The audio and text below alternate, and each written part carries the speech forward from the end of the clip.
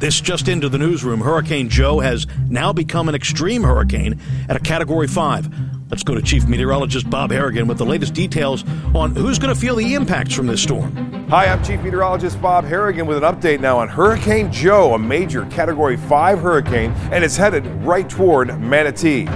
Everyone should take this storm seriously, especially visitors, as it's going to wipe out everything that gets in its way.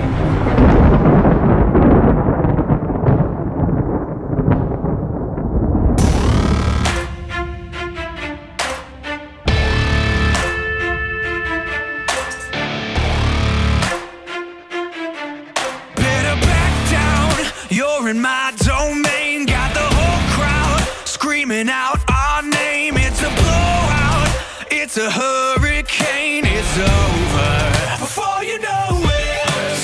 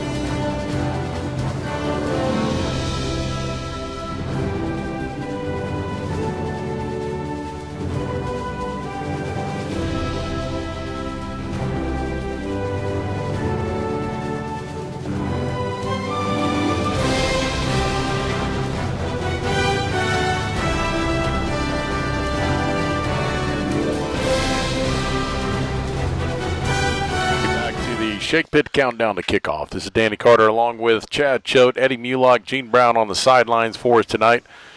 I'll also be joined by Kevin Van Austin Bridge as the program rolls along. And tonight the Hurricanes come in 2-3, 2 straight wins. They've back-to-back victories. Last week a huge win, 58-0 over Lakewood Ranch, which was a district win. And that puts us tied with Venice in the district. Next week we'll go back to district action again when we take on the Sarasota Sailors. But tonight it's the Coconut Creek Cougars have come the way. They've come all the way across the state of Florida, come from all the way around the Fort Lauderdale areas where they're from. They come in with a 3-2 record. All 3 wins have been on the road this year. They've got some seasoned veterans on this team. They're a 5A school. They're in 5A in District 14. Gerald Cox in his 4th season as the head coach with an 11-22 overall record. Last year, the Cougars managed to make the playoffs with a 6-5 record, lost in the first round, but they do have a senior quarterback. They got some youth in the backfield behind them with a couple of sophomores, but the senior quarterback, DeMarcus McEachern, he is 55 of 97, 56% completion rate, 905 yards on the year, 8 touchdowns, 5 interceptions. He also ran the ball for 196 yards on 35 carries for 6 touchdowns. So he is the focal point of this offense, Chad. And I think the one thing that we got to look at, we'll talk about him in a minute, and then we're going to talk about their offensive line and defensive line, which is very stellar. Yeah, no question. In the podcast, we talked about that with Coach Shakir, and you know, when you have a quarterback that's dual threat, truly dual threat like he is, and he's a leading rusher and obviously the leading passer, you got to be able to stop him to make him really one-dimensional. And typically, you know, you want to stop their run game first, and that's his biggest threat is stop the run game and make them pass. And, you know, they had a long bus ride up here, and they haven't had a bus ride like this yet. So make them feel uncomfortable in a stadium they've never been in, team they've never played, and we'll see what we can do with them. Let's talk a little bit about the Cougars defense. And when you look at them, you're going to say, hey, you know what, these guys have got some size. They're going to run across the front there with a couple of seniors. They got 3 seniors on their front 4 up front. And Paul James, Chris Jones, Keyshawn Hudson, and Lafayette Robinson. All between those 4 guys, they account for 8 of their sacks. They've got 13 sacks on the year, so 8 of it come from those front 4. They reestablish that line of scrimmage, and I'll tell you what, they're quick. Really, if you want to keep an eye on one guy, keep your eye on number 18. He's the guy to watch. He's 6'4", 215. Chris Jones, 25 tackles on the year, 3 sacks. He's a complete athlete, and he's very good up front. Yeah, not only their front 4, but their front 7 is all seniors, and they're all pretty darn good players, played a lot of football for them. And I'll tell you another one to keep an eye on, and that's Travell Mullen. He's their defensive back. He's number 11. He'll play a little bit covering the slot, little like that nickel back type coverage. But his older brother's in the NFL right now, was drafted this past year, and he's a good specimen. He's only a sophomore young, but their bread and butter on defense is their front 7, stopping the run, and then making you be in one-dimensional like we just talked about, making them be in one-dimensional. They're going to want to stop the run and see what Jace can do. And if he can do anything like he did last week, which is throw the ball pretty darn well, 10 of 12 for almost 200 yards, 4 touchdowns, if we can get that same type of performance again this week, we should be okay. Well, Gene, you're down there on the field with him, and there's no doubt at Coconut Creek they pass the eye test. Yeah, they do. They dress out well, and they look very athletic. Again, they've had a long bus ride. Got here, you know, we think a little bit late, but they were all dressed. So I don't know if they stopped somewhere, got dressed, and then just kind of scooted in. But I think it's a good test for them as well as us. Looking at them, I think that, you know, we come out and we match up well, and it's going to come down to, I believe, our offensive line doing what they need to do and to keep improving and get Jay some time to throw the ball, as well as I'd like to see him run a little bit tonight to keep things open and then also spread the ball around. A good point. I'd like to see him get on rolling a little bit on the ground as well. He's had a lot of carries for us, just not a whole lot of yards, but he's made some very good decisions as the season's gone along. We'll take a timeout. We come back. We'll talk more about the Manatee offense, bring in Eddie Mulock to talk a little bit about the Canes, and we'll also talk about some of the local action that's going around the area. You're listening to Manatee Hurricane Football presented by Conley Buick GMC.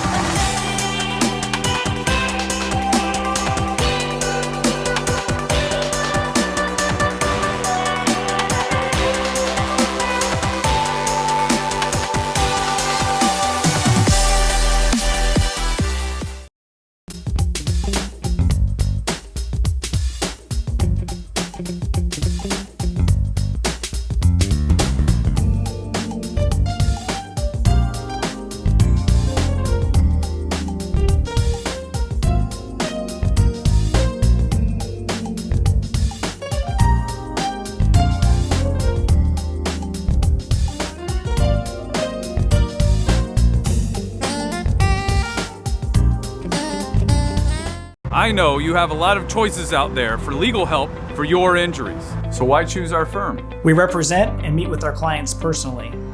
And we will come to you whenever you need us. Our offices and our homes are right here in your community. So every dollar we earn stays right here. Don't just take my word for it. See what our clients have to say in their hundreds of 5-star online reviews. Carl Reynolds Law, because injuries are personal. Visit us at injuriesarepersonal.com.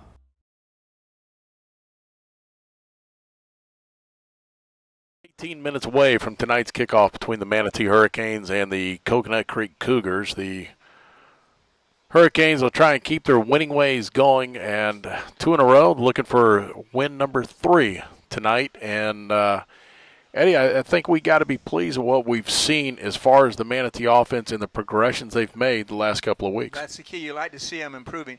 To me, the key, which a lot of people probably doesn't mean anything, they got to keep playing safe and and clean football, no mistakes. Last week against Lakewood Ranch, they didn't make in the first half. I think they made 3 errors, offside or something like that. They cut that down way down, and despite the fact that it wasn't a very good team, I mean that helped that score what it did. So they got to play very good football tonight and not make mistakes, not make those mental mistakes. That's what kills them. That's killed us in Palmetto. It killed us with Braden and River, or we would have beat those teams in my opinion. We just gave it to them. Well, last week the Hurricanes, a 58-0 win over Lakewood Ranch. We had a running clock. The average right now, we look at the Canes as far as offense. Rushing-wise, they average 84 yards a game, 110 through the air, 22 points per game. What we need to do is we got to establish a running game a little bit better. With Napoleon Harris back, I think we're trying to find some ways. And I know, Chad, during the podcast this week, you talked about that running game and trying to establish it a little bit. And I think it's an issue. But how do you correct that issue? Yeah, I did bring that up, and I think a lot of it has to do with the opponents we're playing between Lakeland Kathleen, and after the bye week, between Lakeland Kathleen and Lakewood Ranch. They were teams that like to bring some pressure as far as run blitzes. So they brought a linebacker in the gaps, and typically it seemed like it was a strong side where we were trying to run to.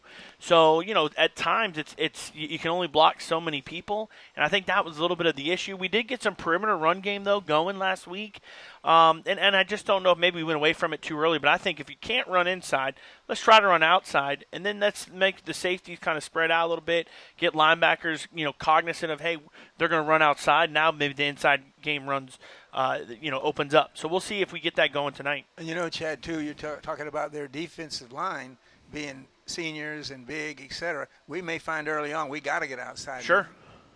All right, so let's look at a couple games locally that are around this week. Palmetto is off. They got an off week, and they'll get prepared for district play next week. They got a lot of road games. They got 5 road games this year, a couple of big ones coming up. But let's quickly touch on a few others that are just in our district. Venice tonight will host St. Francis out of Maryland. Maryland, they are the number 3 team in the country. What do you think of that one? It's at Venice, so obviously San Francis has got to get on a plane. They got to get all the way down here, and I don't know if they've traveled yet so far, but you're number 3 in the country for a reason. I just don't know if Venice has their defense is my question mark. Do they have the defense to really be able to slow down St. Francis to keep them in the game? So I think Venice is going to have to run the ball and run it effectively to keep the clock and to keep the ball out of St. Francis' hand. But I think St. Francis probably wins that 10, 14 points, some in that range. And keep in mind, Riverview beat Venice, so they're vulnerable. Absolutely, Gene. What do you think? A big team like that. Yeah, I agree with what you all are saying up there from the standpoint of does Venice have the horses to hang with St. Francis? But Venice always seems to play well at home. They did get beat by Riverview, but a couple of injury bugs have hit them, and I think they're healthy now. And I still think it's a close one, but I think St. Francis pulls it out. I don't want to be the guy, the bearer of bad news, but Venice loses by 3 touchdowns. End of story. The other one that we're going to talk about is Southeast against Sarasota. I think this is big for us because, personally, I think Southeast has the horses to actually knock off Sarasota, but really and truly what we need to have happen is Sarasota beat Southeast. Correct. We need Sarasota to really win out other than obviously us. And then they may not win against Riverview, but we need them to have a good schedule so we can get some points for the playoffs. And I do agree. I think Southeast does have the guys to be able to compete with them. But, it's at Sarasota. I think, Coach Hodges down there has got the team going the right direction. I think they win probably by a touchdown. I agree. I agree, and I agree with you, Danny, on the Venice game too. I think it's a 2 or 3 touchdown win. Yeah, I agree with. Not for Venice though. Right. I agree that I think Sarasota's going to win in a close game. All right, we'll take a break. When we come back, you'll hear from head coach Yusef Shakir. You're listening to Manatee Hurricane Football presented by Conley Buick GMC. Before the warning flags are launched, before the winds of change arrive, you must plan and prepare for what lies ahead. Your business and personal finances call for a trusted team to help you achieve your goals with numbers you can count on. Serving this region since 1954, CS&L CPAs provides accounting, tax, audit, and consulting services. Our mission is to understand your unique needs and create exceptional solutions. CS&L CPAs is a proud supporter of Manatee High School. Visit us online to find out more.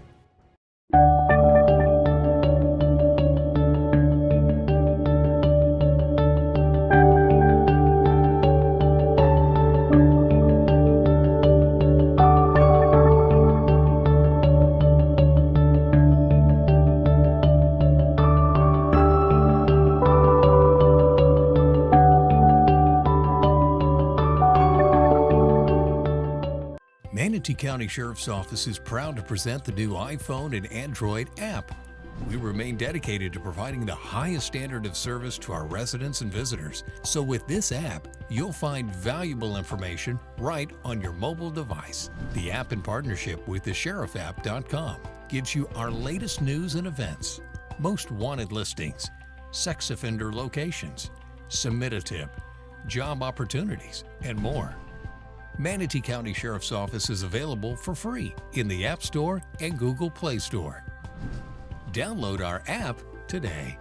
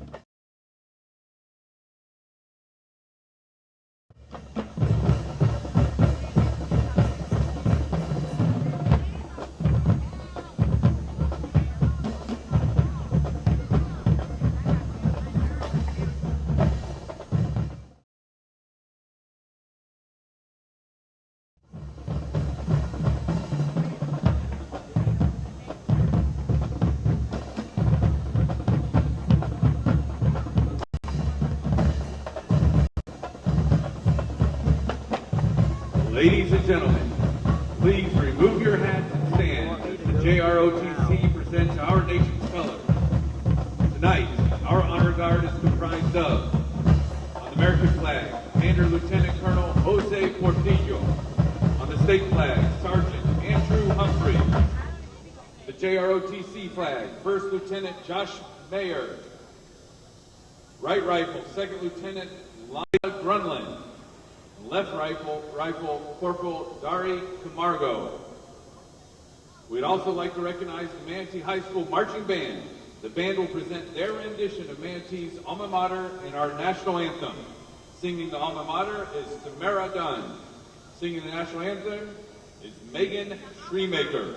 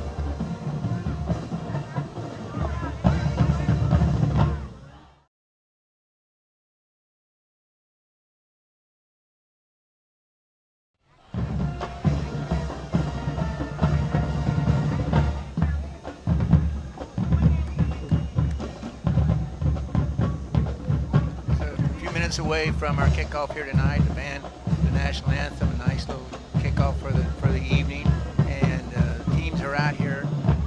Haven't come directly onto the field yet, but we're getting ready for the coin toss. And we got Gene down there to take it all in and transfer it on to y'all, so you know what's going on and who wins the toss. So we're not very far away now from our kickoff, so I'll bring us the game, our play-by-play man, Danny Carter. Thank you, Eddie. And again, Manatee Hurricanes tonight coming in with a 2-3 record will take on the 3-2 Coconut Creek Cougars. And I tell you what, dress out, they look really, really good. And I'll say this much: they might be better than the 3-2. They've won 3 games on the road. Both games they've lost have been at home. So let's take it down for the coin toss with Gene. Officials to enforce rules regarding unsportsmanlike conduct by players and coaches.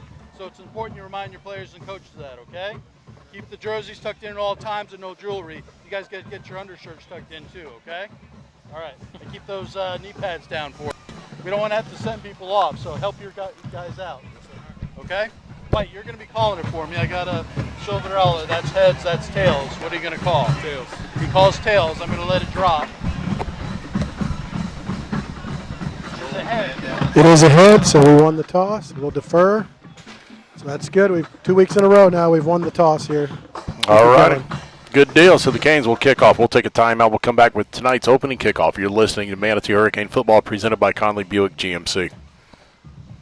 Life's an adventure. So be adventurous this summer in a new Ram truck from Perkins. Start your next adventure now during the big summer clearance event.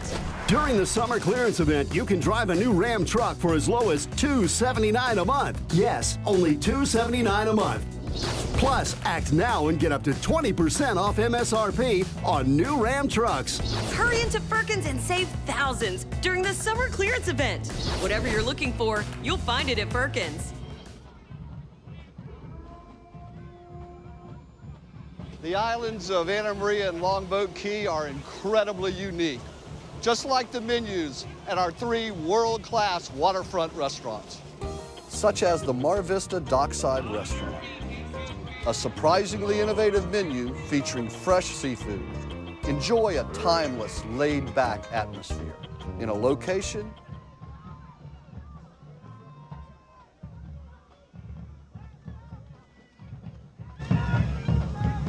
Your Manatee Hurricanes are led by head coach Youssef Cool-as-a-Cat Shakir.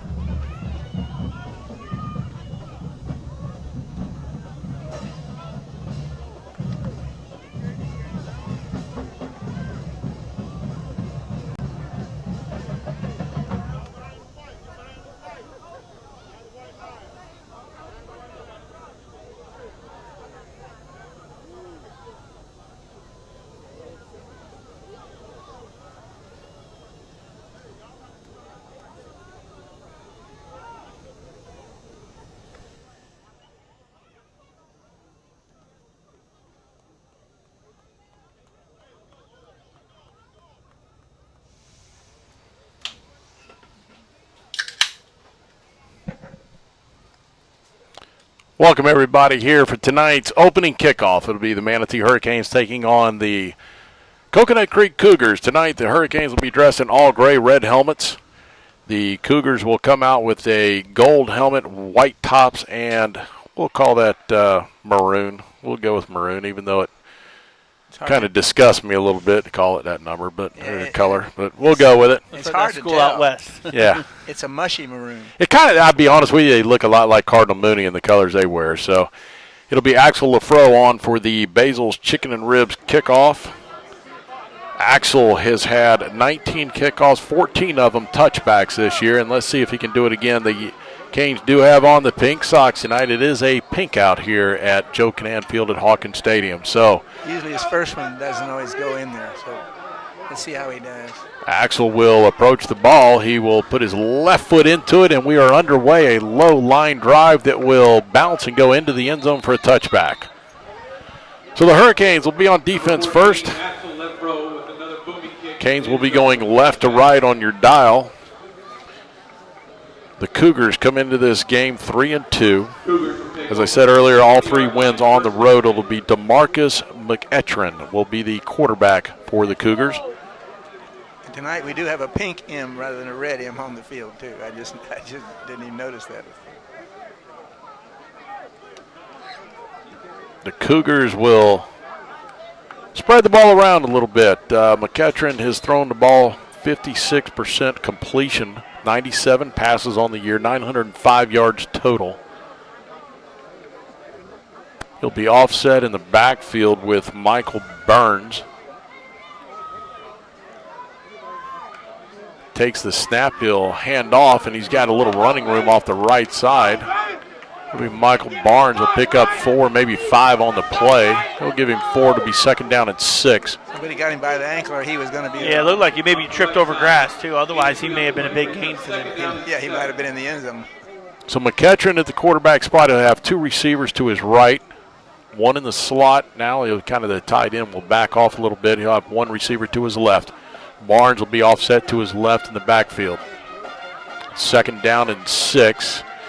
Again, he will fake the handoff. He's rolling right. He looks downfield. He's got a man open, and just in and out of the hands. The intended receiver was Michael Watkins. Watkins had running room. His deep man was covered really well, though. He did, yeah. We covered the front side of the field there as he's rolling out, but the back side, that guy crossed, and that's probably the hardest route to be able to cover is that guy going across the field. It'll be third down and long here for the Cougars. If he'd have thrown it deep, we would have had it.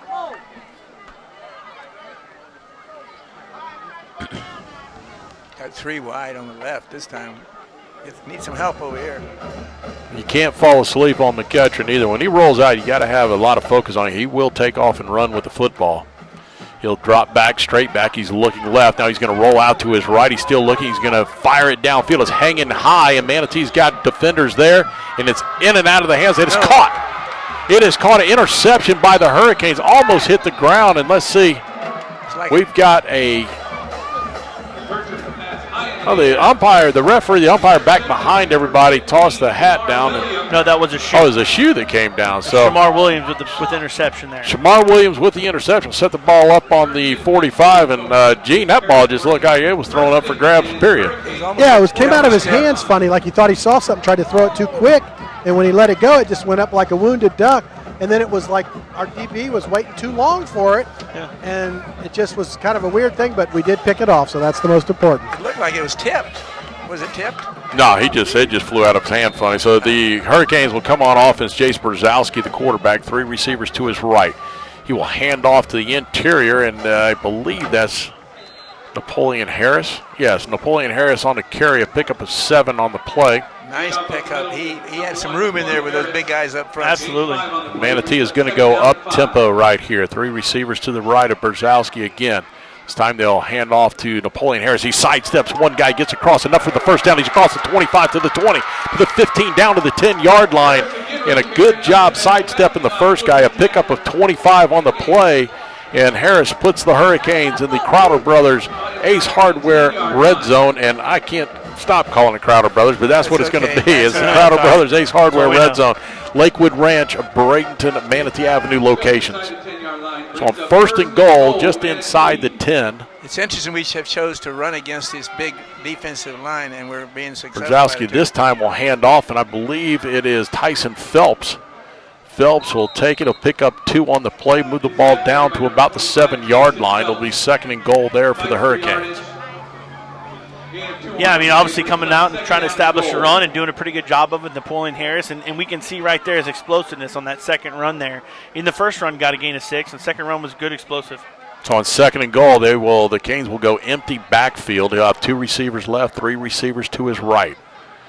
Jace takes a snap. He will take a quarterback draw straight up the middle, and he's going to be drugged down just short of the goal line. About the 2-yard line. We'll set him, and Manatee goes hurry up offense again on third and goal at the 2. I just started to say Jace could be open here on a keeper. They'll bring a fake handoff inside, and he's not going to make it. He faked the handoff on the jet sweep coming to Iron Jackson. They're going to come up short, and now Manatee will send on the field goal unit. Yeah, I don't know. I mean, you got Iron taking the edge. I'm giving Iron see what we can do there on the edge and see if he can string it out and maybe find a place to plant and then get upfield. But we'll take the points where we can get them. So Axel Lafreau will come on for a 20-yard field goal attempt. He's 1 for 4 on the year. Nick Bigelow will do the holding. It's a good snap. The hold is down. The kick is up, and it is good. And the Canes will take a 3-0 lead. And we will take a quick timeout. You're listening to Manatee Hurricane Football presented by Conley Buick GMC. Legendary college basketball coach John Wooden said, "A true test of a person's character is what that person does when no one is watching." When we're not here at the office, Or when we are here in the courtroom, personally representing clients. You'll find us here. and here. You'll find us here. If you need legal help, give us a call. Put our character to the test. Carl Reynolds Law, because injuries are personal. Visit us at injuriesarepersonal.com. Legendary. All right, welcome back here to Joe Kinnan Fields of Hawkins Stadium. Scoring recap there, 5 plays for 45 yards, ended up with a 20-yard field goal by Axel Lafro. Your scoring recap is brought to you by Buccaneer Pawn. Whether you're buying or selling, visit Buccaneer Pawn at 3119 First Street in Bradenton or 1750 North Washington, Sarasota. That's Buccaneer Pawn. Good start and a good drive, really. Excellent start for the Canes, up 3-0, 9:01 to go in the first period. Axel Lafro is on for the Basil's Chicken and Ribs kickoff. Visit Basil's Chicken and Ribs on Manatee Avenue West.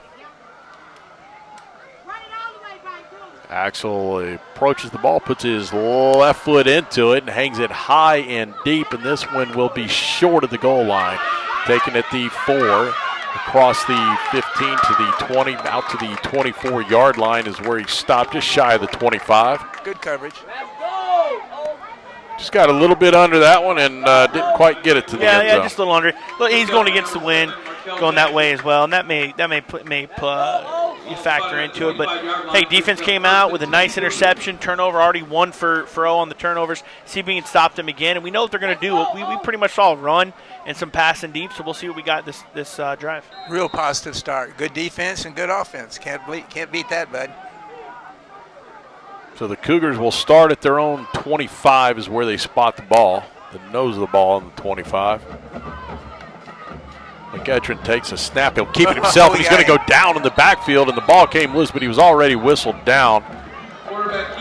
On that stop, we got 30, Jordan Alexis. Jordan Alexis has really come on strong the last couple of weeks. Listen, he played great last week, and he's not that big of a guy, but he's playing in the box as that fifth guy, and he's playing really, really well. And good job reading that. We talked about in the podcast.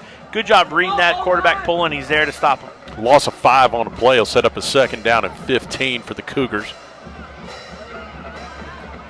Got one man in the backfield. McEachran will take this. He'll drop back, and he'll deliver out in the flat, and gets away from the first tackler. He should have been stopped. Quade Davis, the almost sure tackler, allowed him to get away. A 10-yard pickup right there. It'll set up a 3rd and 5, and should have been set up with more like a 3rd and 8 or 9. Well, that's why they're big wide receivers there. Number 6, yeah. Michael Jordan. He's a good-looking kid there, and Quay just didn't finish the tackle. He's one of our best tacklers, really. Yeah, Quay comes into this game with 28 tackles and 2 interceptions, and generally he is absolutely perfect on tackles. 3 wide receivers, right? And there's a penalty before the snap. We're going to have a false start on the Cougars. It'll back them up 5, so it'll be a 3rd down and 10. We'll take that all night long. Brings up 3rd down and 10. Yeah, a little surprising there by Quay missing that tackle, and he'll get it shored up. He's one of our best ones. And now 3rd and 10. Now let's go get after the quarterback. See what our front 3 up here can do. We've got Ron Harley up there, Ryan Ives, and Devon Stewart will be the 3 guys down front. See if they can apply a little bit of pressure to this Cougar offense. He takes a snap. McEachran will fire out in the flat. He had a man open, just misfired on that one. It'll be incomplete pass, and will bring up a 4th down. Michael Jordan was the intended receiver. And because of the way we move the ball, they're going to kick. They're not going to go for it. Oh, absolutely. They'll definitely kick, and just seemed like it sailed on him a little bit. I think maybe he may have been open on that little out route there, and he would have got the 1st down. Probably gain of 14 or 15, but a little high there, and you can see the frustration there by Jordan, who's the intended receiver. So Manatee will send back Jaleel Duncan and Iron Jackson, I believe, is at the 2 back. Can't really tell. We're in them gray uniforms, so I'm not real sure. You are correct. Okay. So it's Romario Beckford on the punt for the Cougars. He'll stand at his own 13-yard line. He averages 30 yards per punt, as long as 48 on the year. Good snap. He gets the kickoff, and it'll be Jackson who lets it hit. It rolls all the way back to the 25, where he'll scoop it up from the 25 across the 30 to the 35. Sidesteps another guy and goes down about the 37-yard line. But Miscommunication allows for a 15-yard. It looked like Iron looked at Jaleel like it was yours, and Jaleel ran up to already block the first guy down, which is what he's coached to do. So just a lack of communication there, and they'll get that fixed. Yeah, that punt actually was perfectly split between them, and it was kind of a miscommunication. Actually hit and got about a 15 yards of roll, which cost the Hurricanes some yardage right there. But they will start at their own 37-yard line, first down and 10. Iron just needs a little space there to be gone. Jace Brzezowski, the quarterback, takes a snap. He'll pitch out, and it's going to be Napoleon Harris. Spins off the first guy, sidesteps the second across the 35 to the 38. Maybe got to the 39. We'll give him 2 yards after a couple of spin moves. We do have a penalty on the field. Looked like out of the first spin move, he was just kind of discombobulated a little bit there and couldn't turn back upfield and get it going. They had pressure there on the They're waving that off, waving that flag off. Good deal. We need more of those. Yes, we've seen enough penalties. So it'll second down and 8 here for the Canes. 7 minutes to go, first quarter, 3-0 Hurricane lead. Jace Brzezowski will have 2 receivers to his right and 2 to his left. Napoleon Harris in the backfield directly behind him. Looks over to the sidelines. Coach Green gives him the call. Now Harris will step up to the right of Brzezowski. Jace takes a snap, drops back under pressure. He's going to get flushed out, and it's finally going to be face mask, and they did not call it. Yes, Boy, they did. There we go. There's we finally got the penalty. It looks like our socks, though. You saw his head go back like that. The pink flag looks like our socks, so it's going to be a tough night out there calling those flags. That's for sure. The strange part about that face mask is that came from the sideline and not the white hat who was directly behind it watching it. Yeah. We see this a lot. It's unbelievable to me, but that'll be 15 yards and a first down for the Hurricanes. It'll move the ball out across midfield into Cougar territory. They'll set it down at the Cougar 47-yard line. Good field position now. Let's go. Let's get another. Let's get some scores. It's going to be difficult to kind of throw the ball downfield there. You just can't buy a whole lot of time against as good as these guys are up front. We've got a water break on the field. We're going to take a timeout. Hurricanes lead 3-0, 6:28 to go, first quarter. You're listening to Manatee Hurricane Football presented by Conley Buick GM. This isn't just any beach. This is where I grew up. The most beautiful beaches in the world. Incredible water and unbelievable sunsets, which you can experience every time you dine at one of our waterfront restaurants. Such as the Sandbar, where you can dine with your toes in the sand. Enjoy seafood from local waters and produce from our farms to your table. I'm Ed Childs, and I invite you to join me at the Sandbar.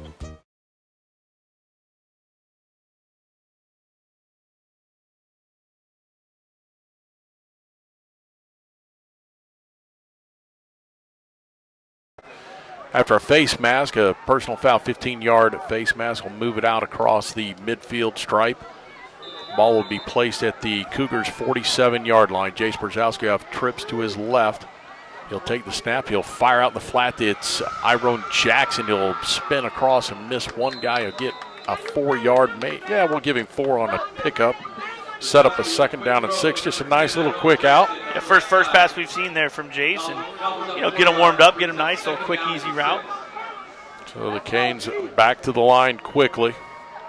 I like the tempo that we've gotten into over the last couple of weeks. We'll go twin receivers to the right, stacked, one receiver to the left. They'll bring Iron Jackson in motion. They'll fake the jet sweep, handoff to Napoleon Harris with a little bit of room off the right side.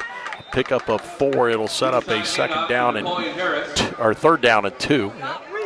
I like the motion. The motion creates that the defense has to watch something going across. They don't know if it's going to the motion guy or not, and it gets them a little confused. I like it.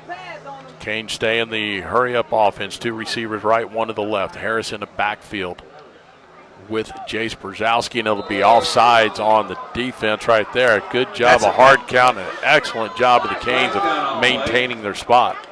Yeah. So 5 yards and a first down the easy way. 5-yard penalty. Result of the penalty is a first down. First down, Canes. Hey, let's go. Y'all got to top on that field. We'll move the ball down to the 34-yard line of the Cougars. Canes on the move. Brzezowski on first down, barks out the signals, now turns and looks to the sidelines. Coach Green giving the signal to him, barks it out to his offensive line.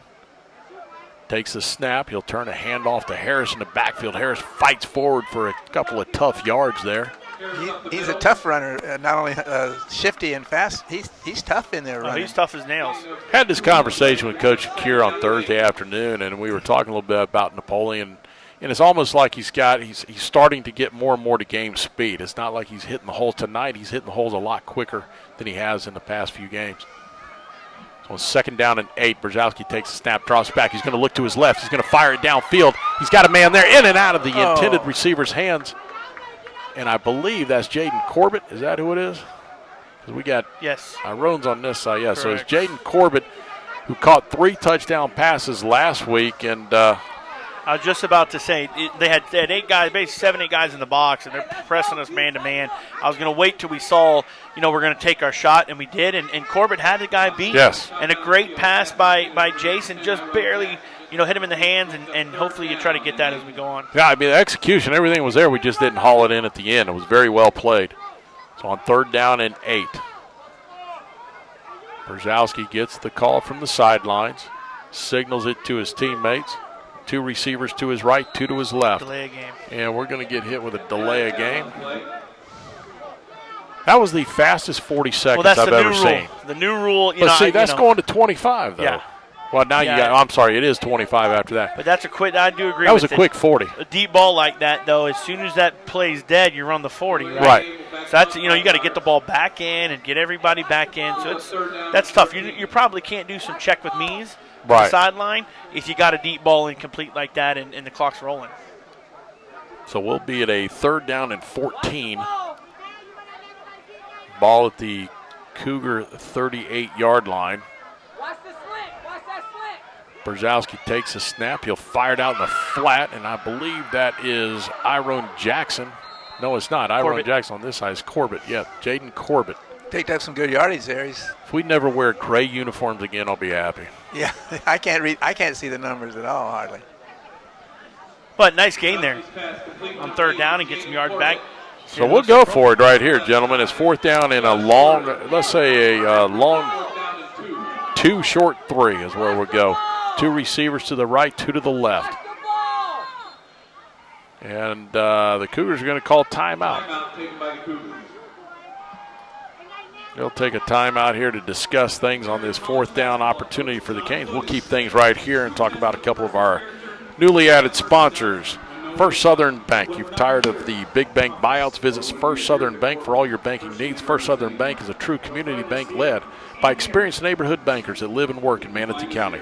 This full-service bank's competitive commercial and consumer loan options along with personal and business checking accounts and no monthly maintenance fees. First Southern Bank is located 3103 Manatee Avenue West. Let First Southern Bank be your bank of choice.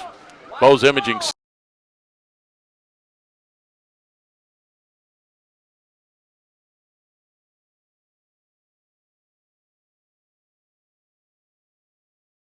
Bradenton near all major medical facilities. Bose Imaging Center, where quality and customer service is the standard.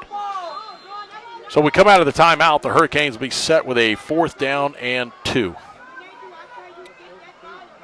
Brzezowski, 2 receivers on both sides. He drops back. He's going to look. He's going to tuck, and he's got nowhere to go, and that's just going to be a coverage sack. And looked like he had Napoleon come out of the backfield late as his last option there and just didn't have enough time to dump it to him. And you know what? At the end of the day, it's a 4th down. Take the sack instead of possibly getting it knocked down or you trying to throw it and getting a fumble. But, that's unfortunate. We get there and we're getting close to red zone, don't get any points. I don't mind going for it, but I also question sometimes you got the leg of Axel Lafro who can bang it from that distance. But that's hindsight's 2020. The armchair quarterback is one thing. But the only thing I didn't care about is the distance in which we had 2 guys on this side of the field. They're 20 yards downfield, and nobody ran the interior slant, which was wide open. The middle of the field was wide open. We only needed 2 or 3 yards. Yeah. So the Cougars will take over on offense on their own 30-yard line. 1st down and 10, McEachern, the quarterback. Takes the snap, drops back. He's going to look. He's going to fire to his right. He's got a receiver. Receiver stiffs arm, gets away from the first initial tackle, and he'll pick up 8 on the play. Actually, you're going to say he stepped out of bounds, so let's just give him a 7-yard pickup. Those are the kind of plays where they circle back around and shake loose and go for a long distance. I always worry about those quick ones like Mario Bickford was the receiver. Chased down by number 32, Jacoby Troop. Gain of 6 on the play, brings up 2nd down and 4. On 2nd down and 4, they'll hand off in the interior. He's going to be short of the first down as the Canes front 4 collapse on him immediately. They may be big in there, but our defensive line is doing a good job on that's it. It was Damian Heller. Damian Heller's carried the ball 35 times this year for 144 yards. So it'll be 3rd down and a long 1 for the Cougars. Quarterback will keep it, maybe. Handoff again to Heller. This time he bounces out. He was stopped initially behind the line of scrimmage, managed to get out of it. Gets across the first down marker and more. Yeah, look, like you said, he was stopped initially there by some of the penetration. We weren't there open. We pushed their line back, but squeezed out 5 yards for a first down. Cougars got the ball on their own 43-yard line. First down and 10, 3 minutes to go, first quarter, 3-0 Hurricanes. McEachern takes the snap, drops back. He'll tuck it. He's going to take off and run. We've got a flag on the play, and McEachern's going to carry it out for a 10-yard pickup, but I think this one's coming back, guys. Usually where it's at. Yeah, he's signaling to the white hat. It is a hold. And it will be holding on the Cougars. It's their biggest yardage gain tonight. It is, yeah, and it's nullified by a hold, so we'll take that all day long. And that's why it was successful. Yeah, when you're cheating sometimes. Yeah. And that was thrown right at the line of scrimmage, so that'll set up a first down and 20. 2:52 to go, first quarter of play. I just started to say, too, we haven't seen the quarterback really break loose and try to run, yet tonight. That's the first one. First and 20, DeMarcus McEachern, the quarterback for the Cougars. Take the snap, look to his left. He fires it out, in and out of the intended receiver, Michael Jordan. He's got guys there. I'll tell you what, he puts a little bit of heat on that ball. He's zipping a little bit. There's no question about that. He's spinning it. And Jordan was one who kind of complained a little bit about not getting the ball to him last series, and that one was right in his hands. And I think he didn't think it was coming as quick as it was. He's used to catching basketballs, that Michael Jordan.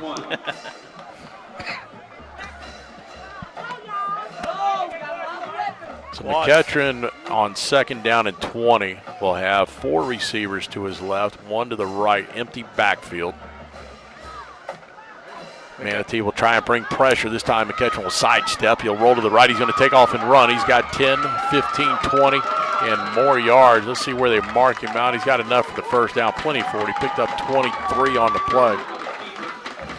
You come with the pressure off the corner, and you miss it. Yeah, that's one of those. I mean, especially coming in empty, you got to cover the guys who are out there. They got 5 guys out there, and you got to cover those guys. And when you do, and you're bringing 3 or 4 guys to pressure, there's really nobody there for the quarterback. Right, they just clear out, and then he had plenty of room to run. And if you let him go wild like that, he can do damage. So 1st and 10, they have the ball at the Manatee 44-yard line. Damian Miller in the backfield, and there'll be a handoff to Miller. He just puts his head down, drives forward, and he'll pick up 5 on the play. He'll set up a 2nd down and 5 for the Cougars. That's a tough run there by Miller. I mean, he put his head down, like you say, and he got all those yards that are absolutely on him. There's no open there, and he just ran his feet. Damian Miller, a sophomore, 5'10", 170.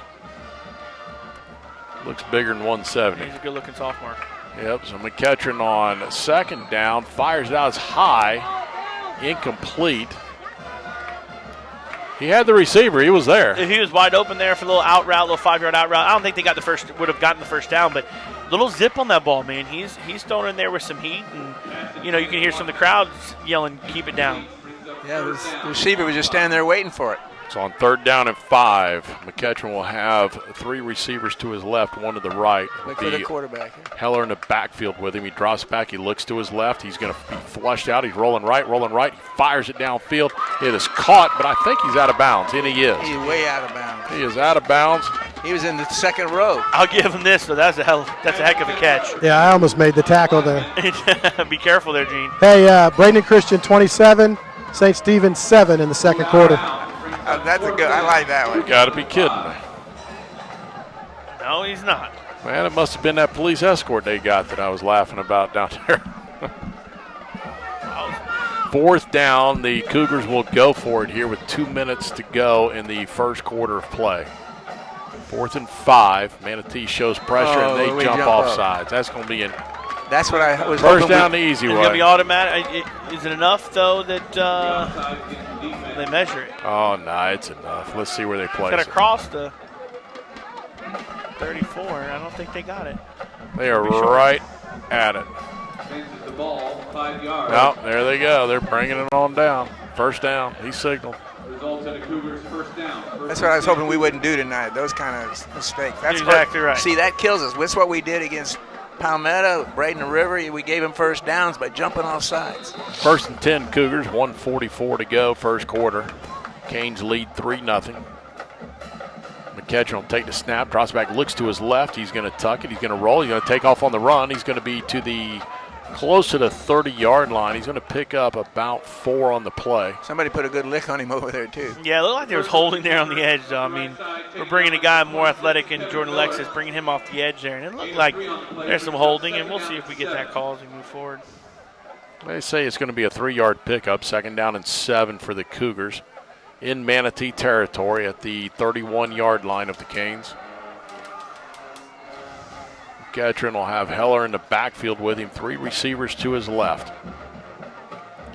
Ketron takes a snap, drops back, looks left, looks like he's going to fire deep. He's got a man open, and it is caught, and he waltzes into the end zone. Touchdown, Cougars. I don't know what – I mean, that's a good ball and nice ball by McCutcheon, but Tyreek Allen looked like he turned, and instead of playing the receiver, tries to play the ball. He turns and kind of tries to backpedal, and the ball's going to beat you.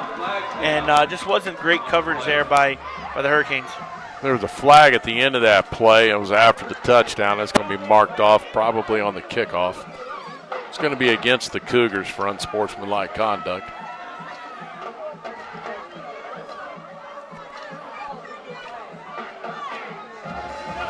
We just got beat on the backside. That should have been an easy. If we play like we should have on the coverage, that ball could be picked off. But we let him slide behind, and we just lost account of where everybody was offensively. He had all day to throw. We had no pressure on him at all. No, we're going to have to figure out something. Maybe just overload the A gaps and see if we can't get some pressure in there. Keep trying to come off the edge, and it's not working. Yeah, especially when you got a guy, we're trying to get some more of your coverage guys out there because they like to spread the ball around a little bit. And so Jordan Alexis come off the edge there. You may just have to get like a Sequil Martinez, something like that, maybe a Vave, Sanu, and get him off the edge. Junior Lormias is on for the extra point. It's up and it's good. It'll make it 7-3. We'll keep things right here. And well, that touchdown was assisted by offsides. Offsides, yeah, that's absolutely. exactly what did it. One of our sponsors for tonight's game, Tampa Bay Jaw and Facial Surgery of Bradenton, is proud to support the Manatee Hurricanes. Tampa Bay Jaw and Facial Surgery of Bradenton provides dental implants and wisdom teeth removal with an experienced and certified staff. Contact Stephanie Zastro of Tampa Bay Jaw and Facial Surgery at 941-747-5597.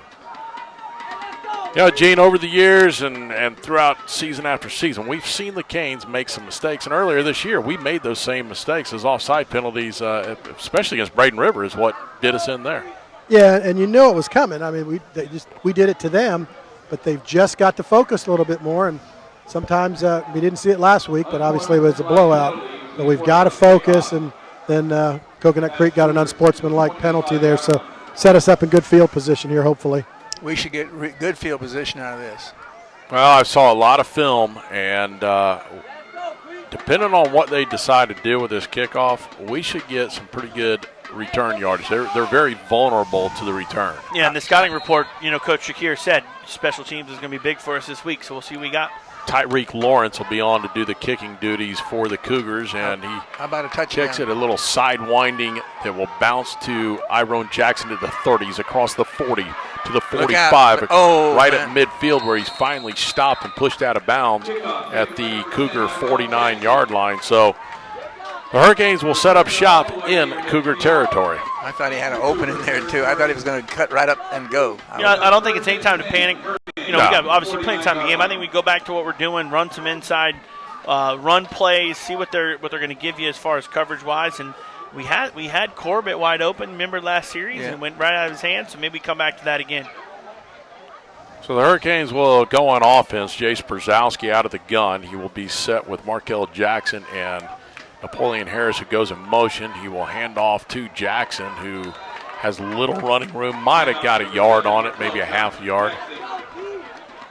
Paul James on the stop. Brings up 2nd down and 9. This front four that they put up there, that they being the Cougars, is outstanding. Big, physical, and quick. Harris in motion again. This time they will hand off to Jackson again. He's got a little bit of running room. He gets it out across the 45 to the 44-yard line. It'll be a 3rd down and 5. He got sort of tripped up. Inside the 45-yard line. I thought he might make it through there. Brings up 3rd down and 4. So this time they'll run trips to the left. And that'll be the end of the first quarter. So at the end of one, it is the Coconut Creek Cougars 7, Manatee Hurricanes 3. You're listening to Manatee Hurricane Football, presented by Conley Buick GMC.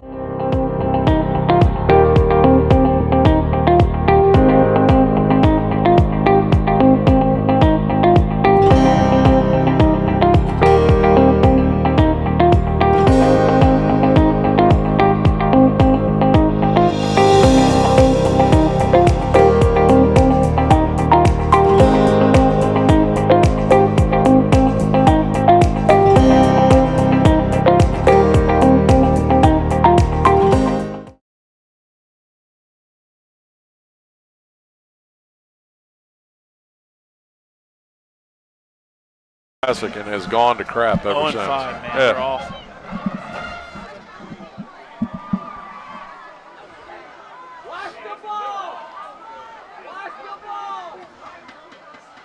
Nothing Lakewood Ranch. 7-0.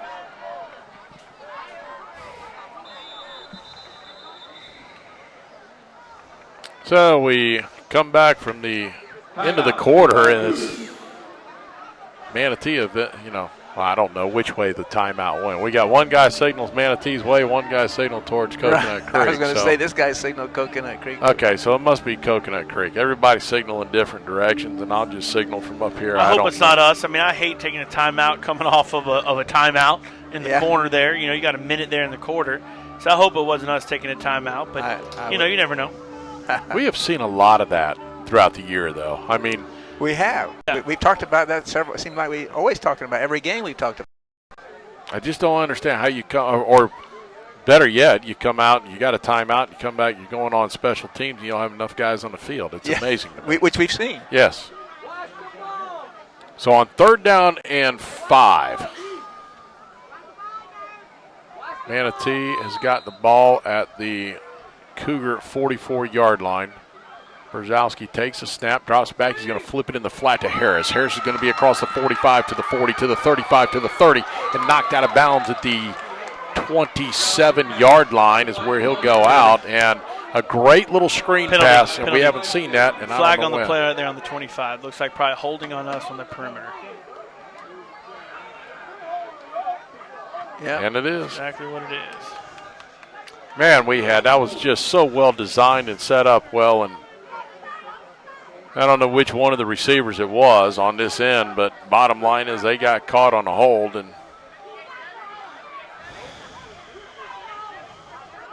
But like Eddie said in the beginning, we got to play clean football, and fortunately now granted, doesn't get us behind. So now the sticks, this is what's really weird because should be 2nd down. It should be 3rd. We were at 3rd. Now they got it set. Okay, yep, it's 3rd down. Only backed us up about 2 yards, so we'll go to 3rd and 7.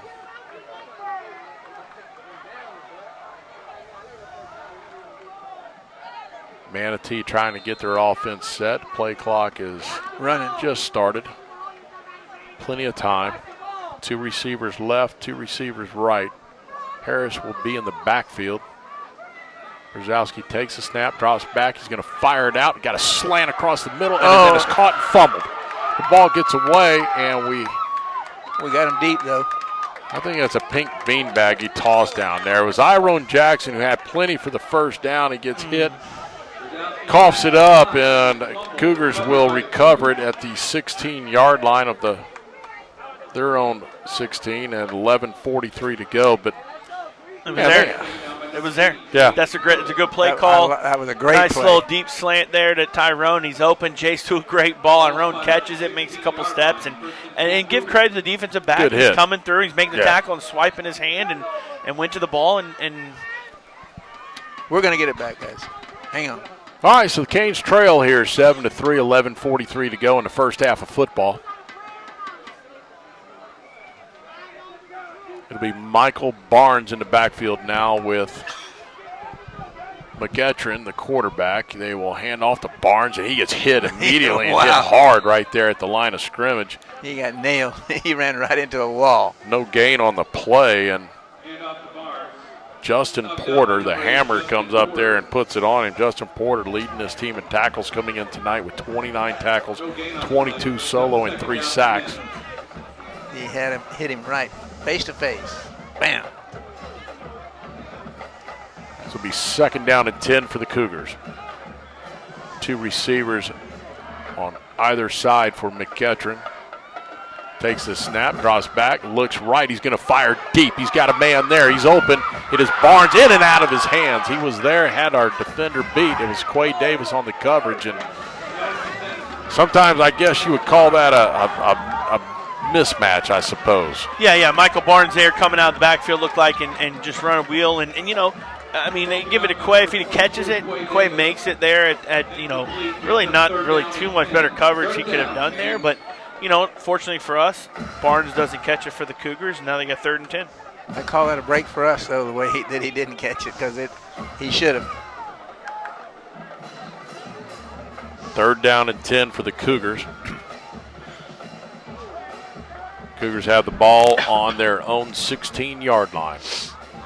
3 receivers to the right. McEachern takes the snap, drops back. He's going to look. He's going to tuck it and take off running before he's tripped up. Good defense. Picked up a yard on the play, but good defensive stop on there. Might have been Quay Davis on the stop on that one. Yeah, it looks like you're right. And, you know, that was one where it didn't look like anything was open, and McEachern about to take it himself and run for it. And a great job there. Hopefully maybe we had a spy on him there and stopping him. And that's a great job of the defense, coming off of a turnover, getting 3 and out, and let's get the offense back going again. Let's run it back. So Romario Beckford will be on to punt for the Cougars. We'll have Jaleel Duncan and Iron Jackson will stand at the 50-yard line while waiting this punt. Redemption time for Iron Jackson here. Here's a snap. He'll get the kickoff in a hurry. It'll be Jackson fielding at the 49 of the Cougars. He'll be across the 50, the 45, across the 40. Sidesteps another guy to the 35. Gets down to the 31, maybe 32-yard line there. And great field position. 16-yard punt return by Iron Jackson. Yeah, it's a good job for him getting upfield and making a couple guys misses and getting up as much as we can. Great field position, starting on the 33-yard line, and hope the offense get rolling here and get us some points. I don't know why the clock's running. We had a change of possession. What's going on? No idea why the clock's running. Why is the clock running? Finally, there's 12 seconds ran off before he finally realized it. 1st down and 10 for the Hurricanes. He'll hand off to Harris, I believe that's Napoleon. It is, and he'll pick up some positive yards. Give him 3 on the carry. He'll set up 2nd down and 7. Beautiful thing about that is his feet were running. He didn't actually go down to the ground. Feet were always moving. So 2nd down and 7. 2 backs One on either side of Jace Brzezowski, the quarterback. He'll take the snap, drop back. He's going to look to his right. He's going to fire deep towards the end zone. Got a man there. It is caught, and it is a touchdown. Who is that? No idea who's on that side, but a touchdown. Jaden Corbett. All right. Jaden Corbett, the 4th touchdown in 2 weeks for the Hurricanes. 28-yard scoring strike. Jace Brzezowski to the right side over in the first pylon. He hit him. Touchdown Hurricanes, and they'll take the lead 9-7, point after to come. He got the one he didn't get over in that corner. You're absolutely right. And what a great ball there by Jason. It was a good coverage by the Cougars. You got to give it there. Corner is right there. And they had pressure too. Yeah, Jaden's a tall receiver, though. He's a big target. Put it up to where only he can get it, and Jace did a great job. Jaden did a great job of catching it and bringing it down. The ball was in perfect position. The receiver used his left forearm to slow the defensive back down and caught the ball. Awesome. 9:30 to go, the point after the snap. The hold is good, the kick is up, and the kick is good. The Canes take a 10-7 lead with 9:30 to go in the first half. You're listening to Manatee Hurricane Football presented by Conley Buick GMC.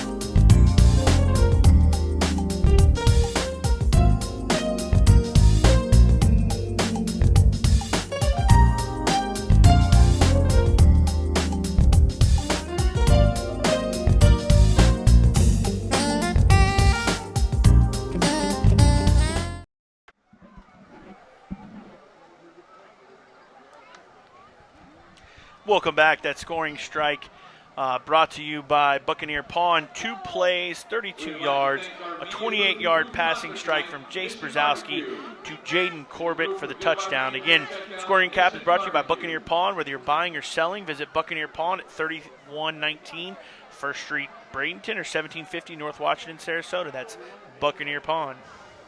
Yeah, that scoring pass, 28-yard touchdown pass, one of our best plays of the night. All of our best plays are brought to you by Manatee Memorial Hospital Emergency Services. Manatee Memorial has you covered 24/7. Axel Lafro on to do the kicking duties here for the Basil's Chicken and Ribs kickoff.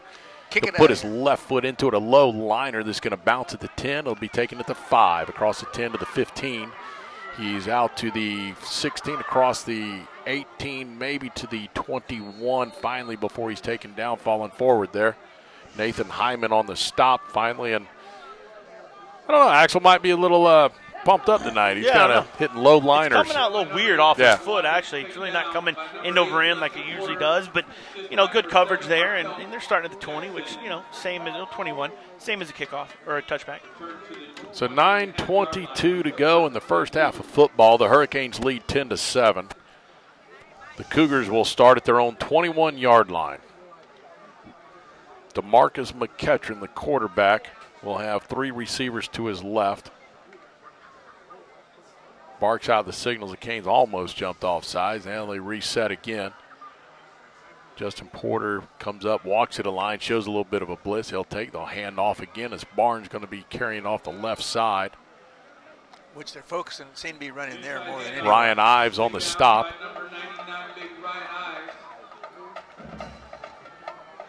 See if they don't make a couple changes back there. They run pretty much 2 guys in the backfield. It's either going to be Barnes or Heller. Damian Heller now in the game. 2nd down and 5. Ketron drops back, looks to his right. He's going to try and go deep. We got coverage there. He's got a man open, though. It's caught in and out of the hands. It was caught for a second. I don't know how he dropped that football. Hot potato there. He pitched it up. Yeah, hot potato. If he catches that, that'd probably be a touchdown. And Miller there on the coverage. But, I don't know. And, again, that's Michael Jordan. He was upset there in the first couple series, not getting the ball. Now you got a couple chances here. And just right in and out of his hands. Right there with him. And I'll be honest with you, Kevin Miller, to me, kind of just gave up on it. It's like the internal clock in his head and said, okay, the play's got to be over with, and he kind of eased off, and then that started the separation. Reason why they bring in Iron, and Miller goes to the sideline. Iron comes over here at corner. Iron will be matched up on Michael Barnes, who will be wide out this time. They'll have 3 receivers left, 1 to the right, 3rd down and 5 for the Cougars. McEachern drops back again. He's looking. He's going to roll left. He's going to fire. It's almost intercepted right there. Oh, we had it. That was Jordan Alexis. What closing speed and a great job. We had it. I'll tell you what was even better than that. Defensively, our linebackers held their spot to take away that run by the quarterback. Absolutely. As soon as he started scrambling, I think it looked like it was Quay Davis there that was there on the edge. He comes up and makes him probably throw it maybe a little quicker than he really wanted to. And great job by Alexis, man. That's good. Jumping that route. Yeah, that was essential, too, for that type of defense with this run, with this quarterback. So Iron Jackson will be back on the punt return with Jaleel Duncan. Kick is away, and it'll be Jackson's going to take it at the midfield stripe. He's going to be to the 40, to the 40, 35, to the 30, down to the 26-yard line where he's finally taken down. Oh, good effort. Wow. Great return again by Iron Jackson. We said it in the opening that if there's going to be a weakness, it's special teams. It's going to be special teams, and here's a great stat for you. They are now 1 for 6 on third downs, and that's a good job. We jumped that one time to give them the first down on third down, but other than that, they haven't gotten anything themselves.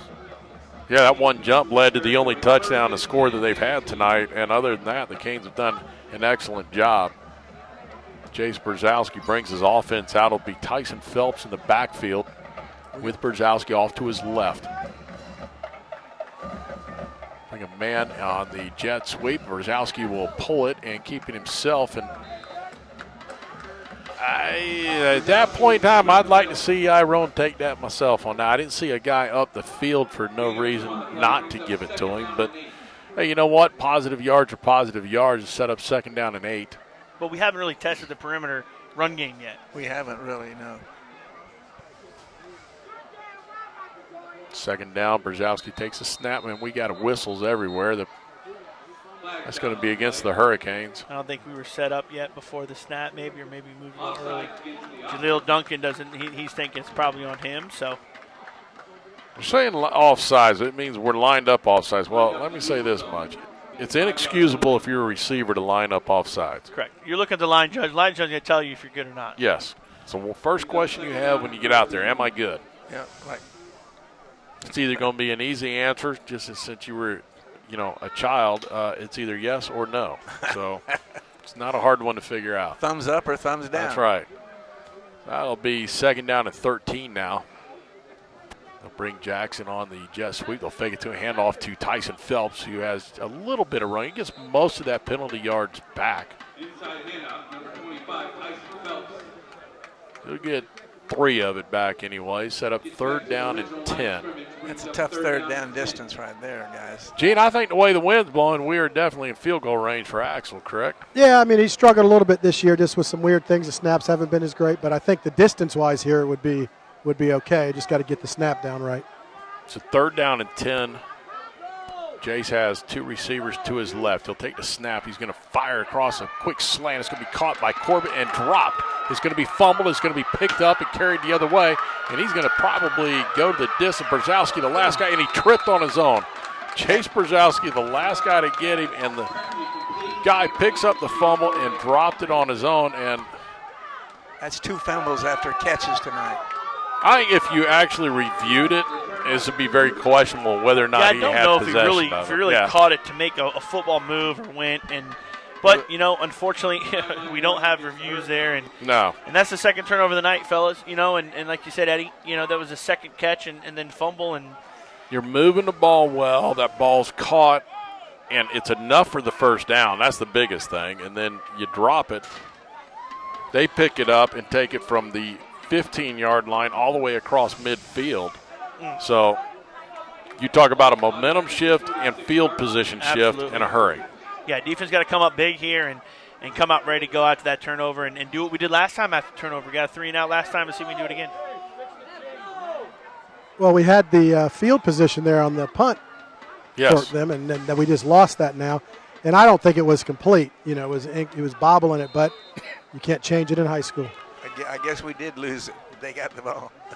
So on 1st down and 10, the Cougars, McEachern will drop back under pressure. He's being pressed, and he got a defensive guy all over him. He finally throws it away, and good job. I think it was Nathan Hyman on pursuit. And, boy, I tell you what, he was awfully close to him. He was. And what I liked about it is when McEachern tried to go out, he made a good angle to stop his pursuit, try to get that angle, and made McEachern stop and pull up again and just throw it out of bounds. A great job there by Nathan Hyman. So 2nd and 10 for Coconut Creek. 6:55 to go in the first half. Manatee leads 10-7. The ball at the Manatee 46-yard line following the turnover by the Canes deep in Coconut Creek territory that they returned back out to the 46-yard line of the Canes. McEachern takes the snap, drops back, he looks, he's under pressure still, and finally gets it out. And this guy is out of bounds, and that's not completed pass. He's calling it completed pass. His left foot went right out of bounds. The left foot was out of bounds first. And we have a flag on the far side, which, first of all, that's a poor call over here. He caught the ball with his left foot down out of bounds first. And we're sitting right over it. So that's automatically out of bounds. You can't have, you can have 1 foot in, but you can't have the initial foot out of bounds. It's incomplete. It's going to be a hold against Coconut Creek, and you're definitely going to take the penalty. There's no doubt. Yeah, I don't know how you call that. And the line judge is sitting looking right at it. And, but look, fortunately for us, we get the holding there on the other side. And, you can see there's some jerseys. Looks like Alexis's jersey's torn up. Looks like Devin Stewart's jersey. So there's some holding there. There's no question. By where the spot of the foul was, this is really a 14-yard penalty. Loss of 4 on the play plus the 10 there, so the clock starts back up with 6:45 to go in the first half. 2nd down in Anna Maria Island here. Yes, sir, for sure. McEachern will take the snap, drops back under pressure, trying to set up a screen. He does, but the Hurricanes have it snuffed out. There's no gain on the play, maybe a loss of a half a yard, and great job, Quade Davis, who sat back. Well-designed play, but they were all over it. Yeah, we read it really well there. Quay Davis, good job of getting the penetration stop, turning back, and getting that. Looks like they got a guy out here for the Cougars. Cougars do have a man down, but I think we were going into a water break anyway, so we're going to take a quick timeout. You're listening to Manatee Hurricane Football presented by Conley Buick GMC.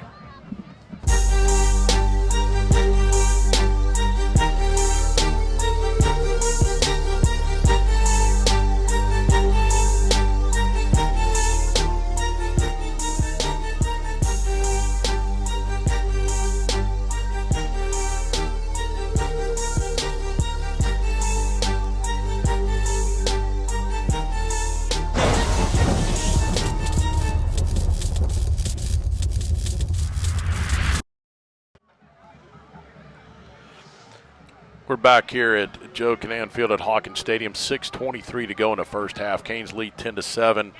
And I just got a text, and I want to say a quick hello to Mike and Kathy Vincent. They're paying attention to our game tonight, watching it.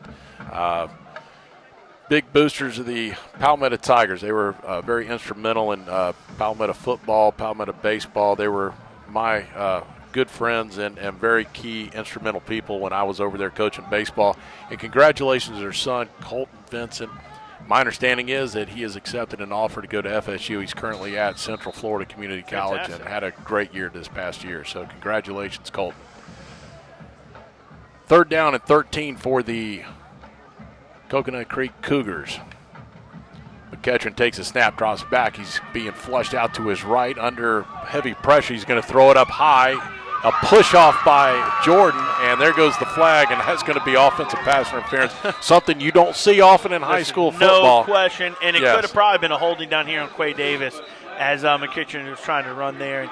And, did they throw it? We got one down here on the other end, too. So they threw that as well. And you know what? Here's what's great. That's their third. That was a 3rd down for them, 3rd and 24, and brings up now they're 1 for 5. Now hopefully 1 for 6 on 3rd down. So what do you think this one, this flag down here is? Got to be holding. Okay. Yeah. I'm just hoping it's not. By us? Yeah. Personal foul here. They held. That's going to be ball-setting penalty. Replay. I was worried about being rough in the passer. They got us some rough in the passer. So we'll reset again, 3rd down and 24. 6 minutes to go, first half of football. There's no question they like to chuck the ball around, though. They've thrown the ball 16 times, and he's completed 4 for 43 yards, the Cougars have. So I don't think they it like should to be throw a the ball rough. around. I don't think it should be a rough in the passer when the passer is a major runner too. And he's flushed out of the pocket. Right. Well, and he's running. You got to be disciplined right here and just know there's an opportunity. He may take off and run, and he can clip off 24 yards in a heartbeat. Third down, 24. McEachern will sling it out in the flat. He's got his receiver, sidesteps and trips and falls. He got by the first guy, and then after that it was tried to make one move, and one move too many, and he fell as Michael Watkins, the receiver. So I'll bring on the punting unit for the Cougars again. And unless they have they don't have a field goal kicker from there. No. I don't know if we got the breakaway speed to take one back because they're fast. The Cougars are quick, but we should be able to. We continue with our 16 to 25-yard returns. We'll be somewhere near midfield when we take over here. Iron Jackson and Jaleel Duncan back deep for the Hurricanes. Kick gets away, and it'll be Iron who drops the punt. We got it back. Let's see. Yep, we did get it back, and that one right there should have been called for a fair catch. I think there's some indecision as to what we're doing, and yeah, there's a guy there getting in his face there, and probably should have called a fair catch there, but we've been so successful. It's so tempting because we've had such success. Well, I think in your head as you play the game and you get more and more in tune to what's going on, when you're back at your own 20, when you got to backpedal to get one, I understand taking. When you got to go forward anywhere past 5 yards, it's highly unlikely you're going to be able to run with it. You might as well call the fair catch. When you're going forward that far, there's guys closing in on you too fast. So first down at 10. Manatee will run the jet sweep this time. It's going to be Iron Jackson to the 30 across the 40-yard line. Hold on to that football as he does. He gets across to the 46-yard line. Why did he slow up? 15-yard pickup. And yeah, it looks like he was maybe trying to cut it back there. Yeah, he talked about speed, though, Danny. I mean, Iron's a top 100 type kid in the 100-meter dash for our track team. So they've got some speed on there. There's no question. Well, let's do it again. It worked. Good. Hurricanes move the ball out to their own 46-yard line. First down and 10. 4:45 to go first half of football. Canes lead 10-7. Brzezowski will take the snap, handoff to Tyson Phelps. He's going to get across midfield, across the 45 and inside Cougar territory down to the 48-yard line. Stops the clock. 13-yard pickup. Got out of and bounds. another first down for the Hurricanes. Let's keep it rolling. Keep it rolling, guys. Yeah, run the ball pretty well there. Something we haven't seen a whole lot of great inside run play from us yet this season. We're doing a good job against a really good front seven. So far, the best we've seen all year, without a doubt. Offensive line doing a good job, and we'll name those guys after this play. Brzezowski will fire out in the flat. Iron Jackson drops the football incomplete. He tried to run before he secured it. Yep. He's having a rough night, guys. He's got to get his head straight at halftime. Brings up second down 10.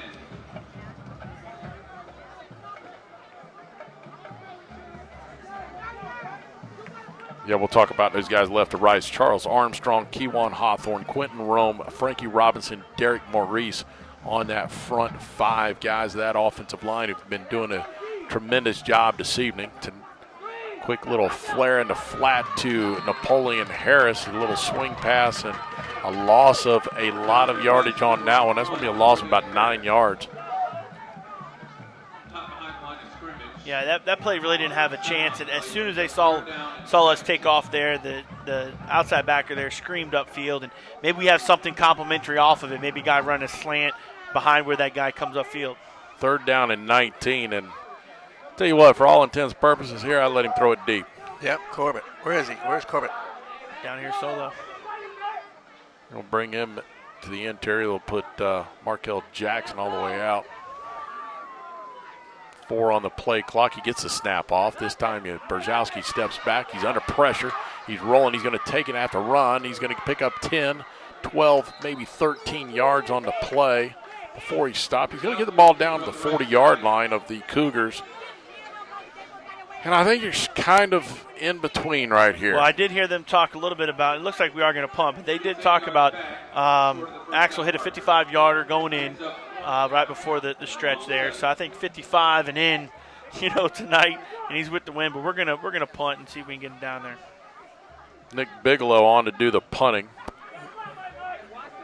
He is good at laying this thing inside the 10. He's done many kicks inside there, and he's going to attempt to do it one more time. He's got a little bit of wind working at his back. It's going to be coming out of the northwest, a low snap. He does get the punt off a high punt.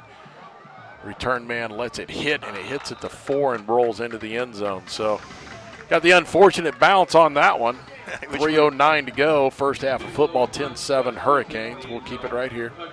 Which you would want that bounce on any other time. Yeah. Some of your game stats here real quick. We've rushed now for probably close to almost 100 yards on the night, thrown for about 30 on the night. The big reception there to Jaden Corbett. He's got 33 receiving yards. All your game stats here brought to you by CSNL. CPA numbers you can count on. CSNL provides accounting, taxation, auditing, and consulting. Go to csnlcpa.com for details. Thank you, Chad. And it'll be first down and 10 at the 20-yard line. That's the Cougars' 20-yard line. 3:09 to go, first half. McEachern takes the snap, fires it out, and it is caught. Receiver gets 5 on the play, maybe 6. Michael Jordan. Just a quick little pitch and catch right there. Yeah, it's only Jordan's second catch of the night there, but he's been targeted probably 5 or 6 times. Second down, 2:45 to go, first half. Ketchum takes a snap. He'll hand off this time to the interior, and he got enough for the first down to get across the 30 to the 31. It'll be a 1st and 10 Cougars. Cougars have what, 1 timeout remaining? They do.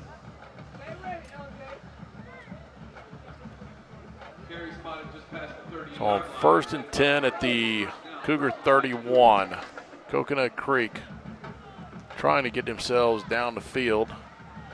Ketchum takes a snap, looks, he's under pressure. Oh, should have been sacked, and they just let him go. Ives didn't finish it, and oh, Lordy.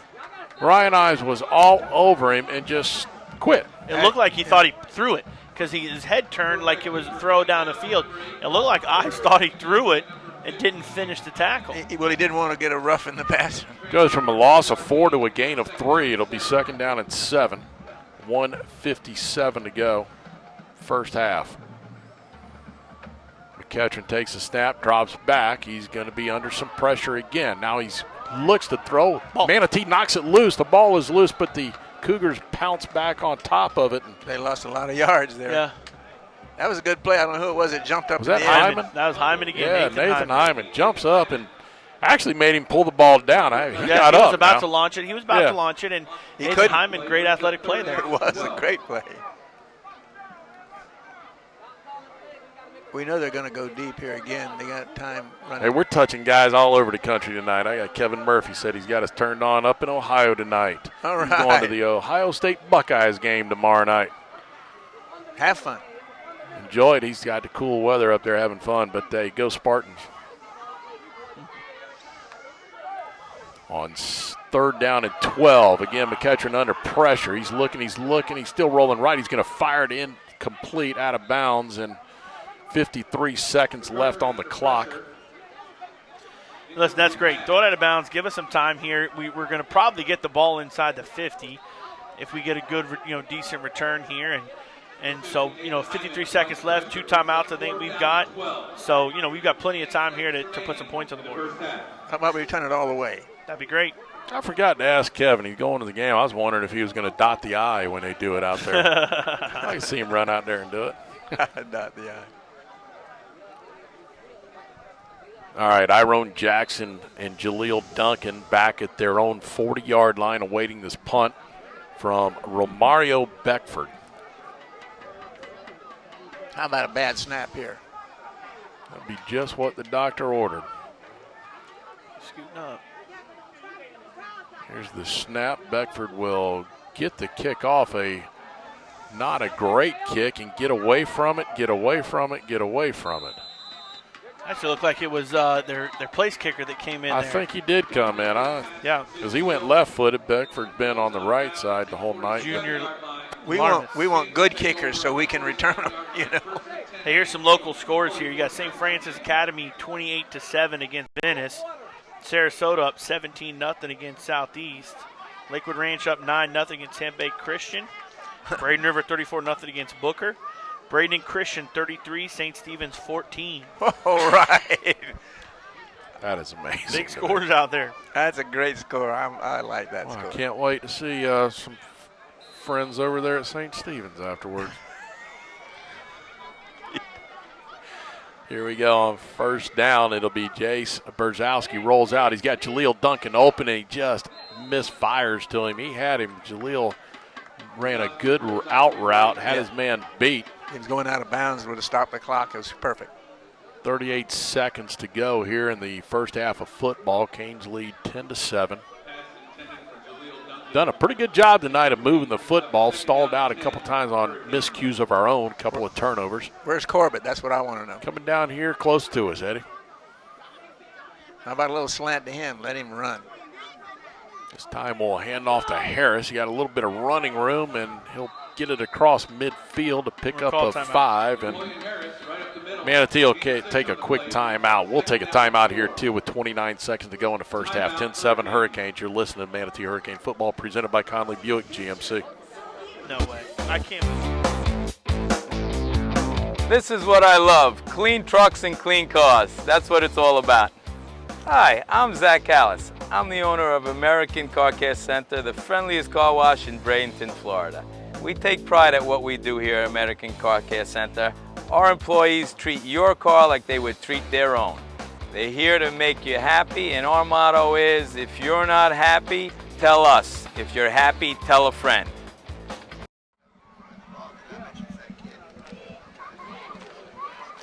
We're back here at Joe Cannan Field at Hawkins Stadium. 29.9 seconds to go in the first half. The Canes took a timeout here to get this play dialed up on 3rd down and 5. They're across midfield at the 48-yard line of the Cougars. Lead 10-7. He'll have 2 backs in the backfield, so we're going to get a little bit of extra protection here. Let's see if we can't find a quick little slant pattern here.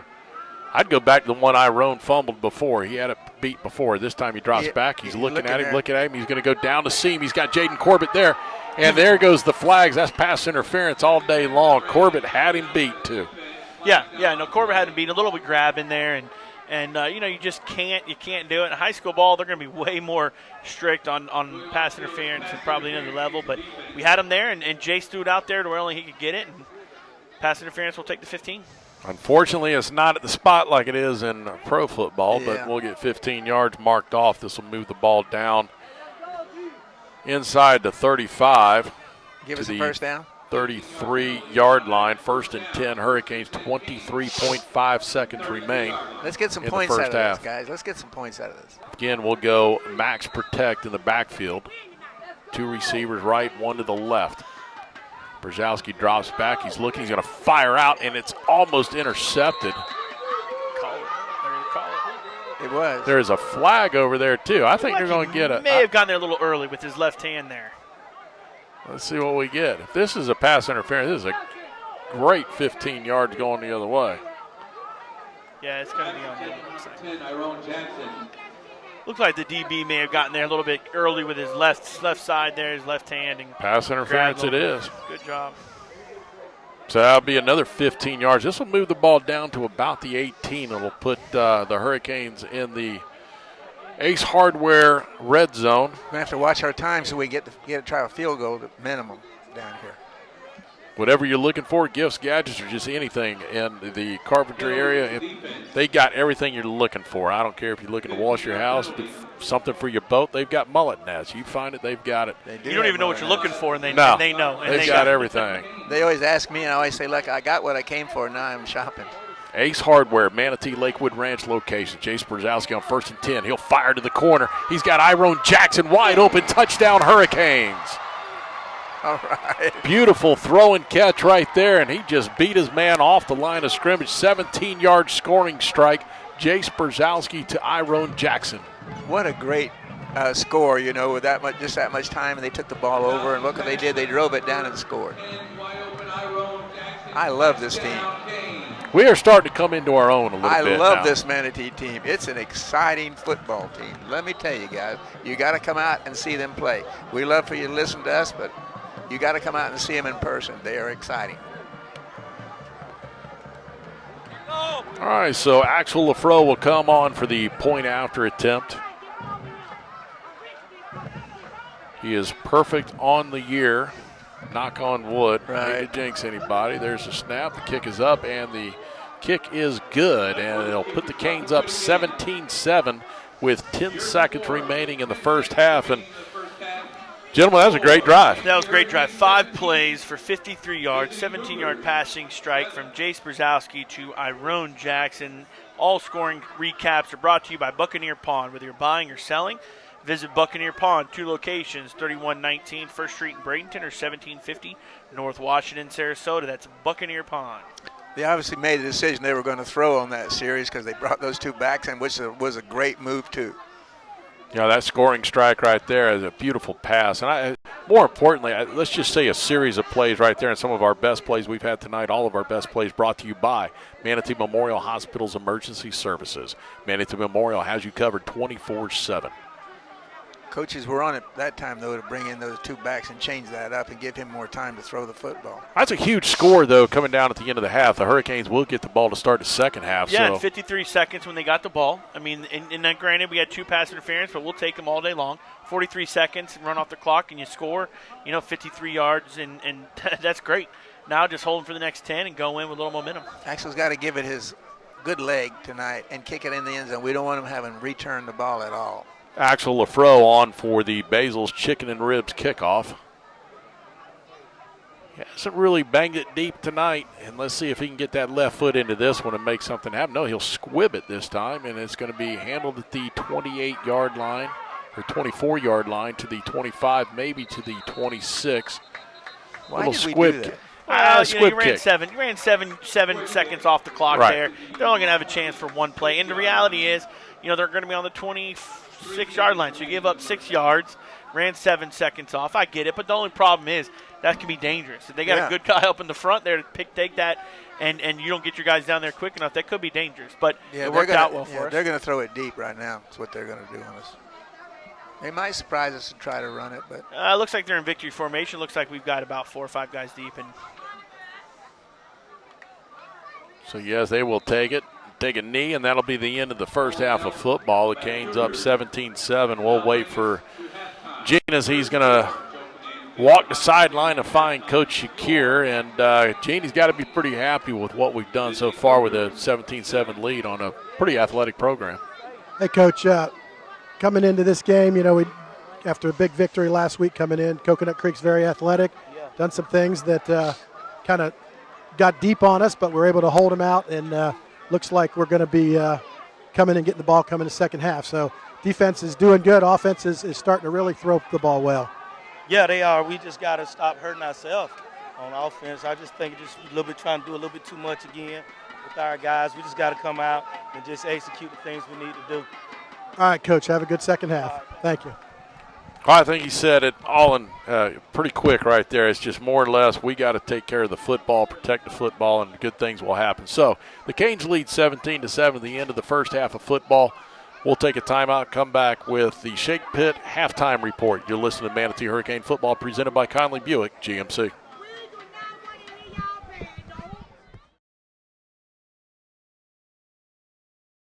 Every great team has a coach that leads them to victory. Offense, defense, special teams. The coaching staff knows that it takes a full team effort in order to be successful. At Williams Wealth Management Group, we help our clients implement their strategic plan. We take a 360-degree approach to help our clients meet their personal goals. My wife Helene and I are proud Manatee High School graduates, and we love our community that we're raising our family in. At Williams Wealth Management Group, our services are more than money.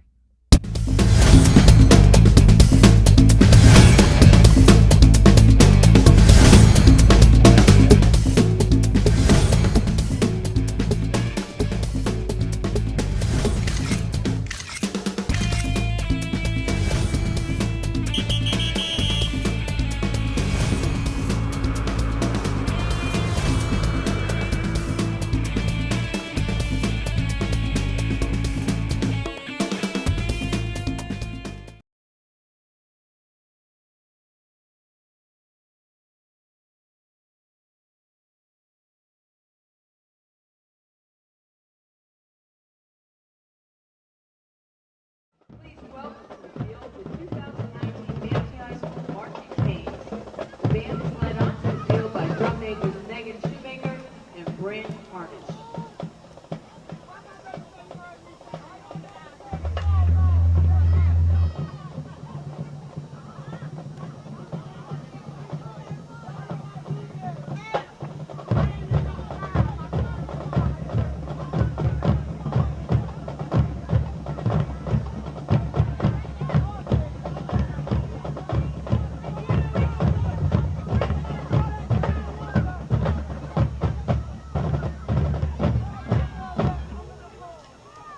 Tonight we will be performing the 2019 show entitled The Music of Earth, Wind, and Fire. So let's head back to the 70s and enjoy September.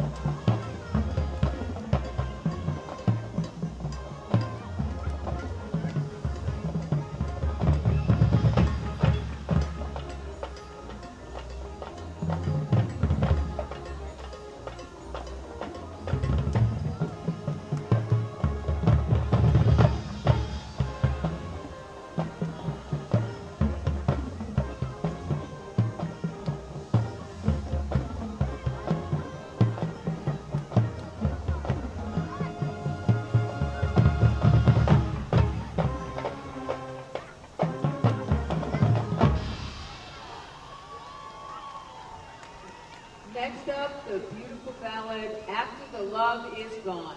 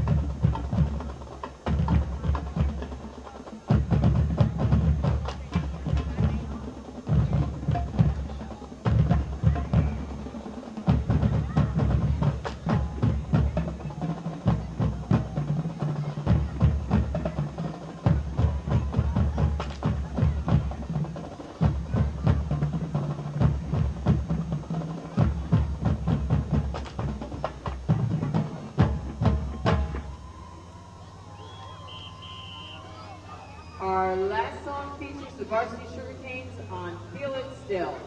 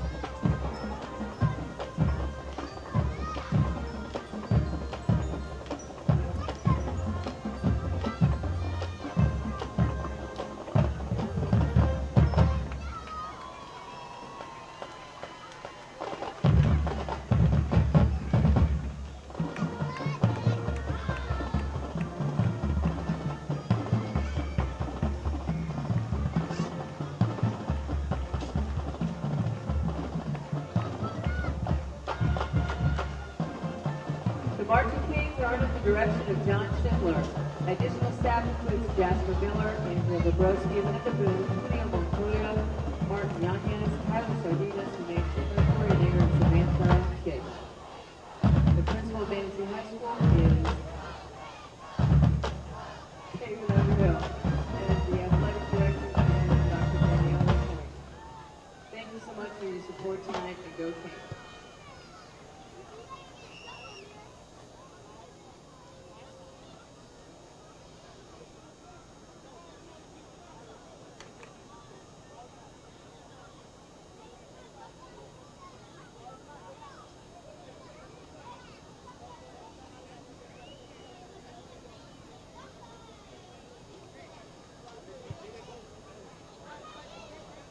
Before the warning flags are launched, before the winds of change arrive, you must plan and prepare for what lies ahead.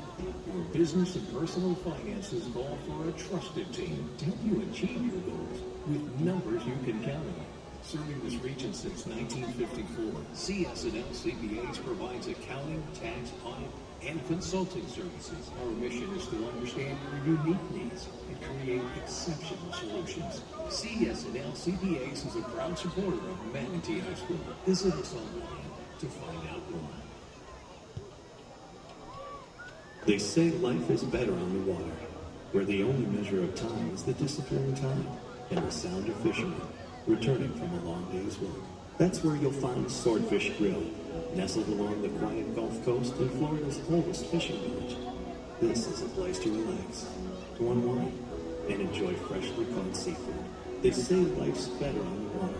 We couldn't agree more. Swordfish Grill and Tiki Bar, located in Cortez, Florida's oldest fishing village. Manatee Plumbing, Pools, and Air has proudly been serving Manatee and Sarasota counties since 1985. Our customer-first approach to the industry allows us to cover a wider range of services to fit your exact needs. From plugged-up sinks and broken gas pipes to leaky pools, we are your trusted full-service provider. Manatee Plumbing, Pools, and Air, a reputation built on trust.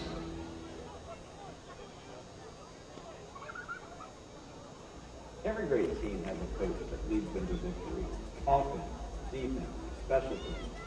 The coaching staff knows that it takes a full team effort in order to be successful.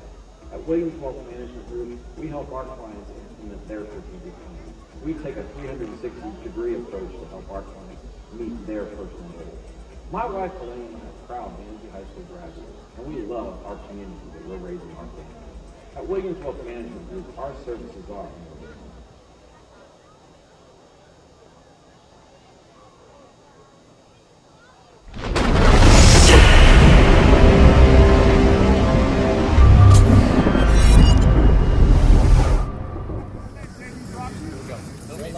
End zone. Watch that guy right there. Let's go. Come on. Come on. Let's go. Ready. It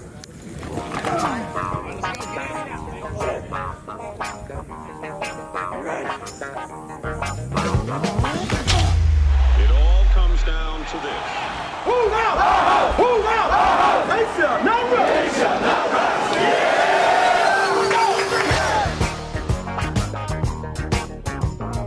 So many stations joining us around America watching the best in high school. Share your thoughts with me, probably the biggest night you're coaching. Well, it's filled with excitement, you know. Sanders cuts it up. Touchdown, Manatee. The Waiters turns it inside. Touchdown, Bradenton. Bradenton Manatee is the 1983 Florida 4A high school football champion. Bradenton Manatee, they are the Hurricanes. Manatee High Hurricanes. Manatee Hurricanes. They are #1 in the nation.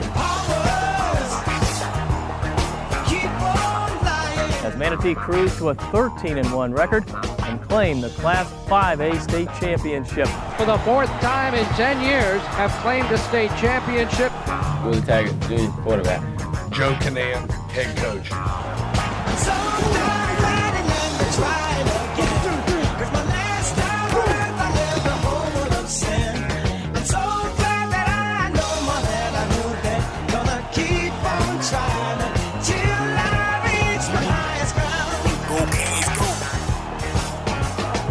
To the 30, goodbye. It's a touchdown, 98 yards. Lobs it for Brooks. It's a jump ball and it's picked off. Good block by Allen. Sandberg leaps into the end zone. Touchdown. Just stop sleeping. And Joe Canan and the Manatee Hurricanes will win their 5th state title. How does it feel to be a part of the team that's taken back the championship? It feels great. I'm so happy for this team, players, coaches, fans, everybody. I'm so happy. Do what we do. We did what we did. We're doing what Manatee does.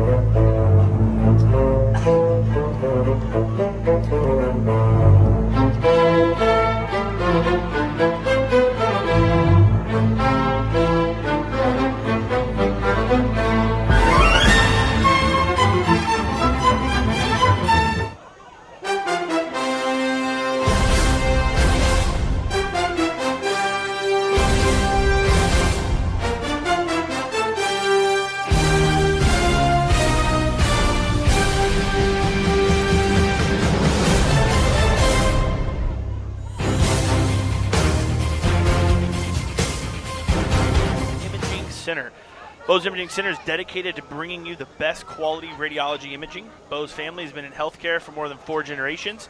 State-of-the-art facility is easily located in the heart of Bradenton and is near all major medical facilities. That's Bose Imaging Center, where quality and customer service is the standard. Also new to our sponsorship here is Tampa Bay and Facial Surgery of Bradenton. Tampa Bay Jaw and Facial Surgery of Bradenton is proud to sponsor the Manatee Hurricanes. Tampa Bay Jaw and Facial Surgery of Bradenton provides dental implants, wisdom teeth removal with an experienced certified staff. Contact Dr. Stephanie Zastro of Tampa Bay Jaw and Facial Surgery at 747-5597. As we hit the clock there, Hill will get ready for the second half kickoff. We'll bring in your and my good buddy, Danny Carter.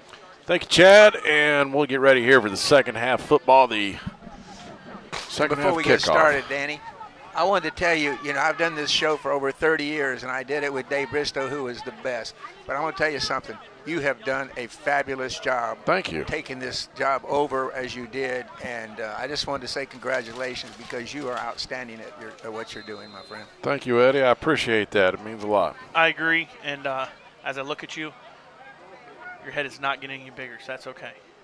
No, it's not swelling yet, but give me enough time, it will. So here we go, second half kickoff. The Cougars kick it deep, and it's going to be Iron Jackson from the 9 across the 15 to the 20-25 and stumbles his way to about the 30-yard line. And good return. They'll start with good field position here. The Canes at their own 30-yard line. And Jace Brzezowski, first half of football, has been throwing the ball very well, and he's just gotten better and better week after week after week. Yeah, he's going to get better and better year after year. Remember, we got 2 more years. He's a sophomore. That's one thing you got to love. Beautiful thing. And then really the 2 completions can be taken back to just the fumbles on the defense, or our wide receivers.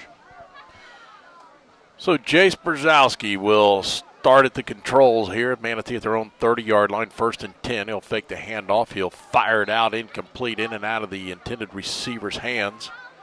I believe that's Iron Jackson, or maybe. Yep. It is.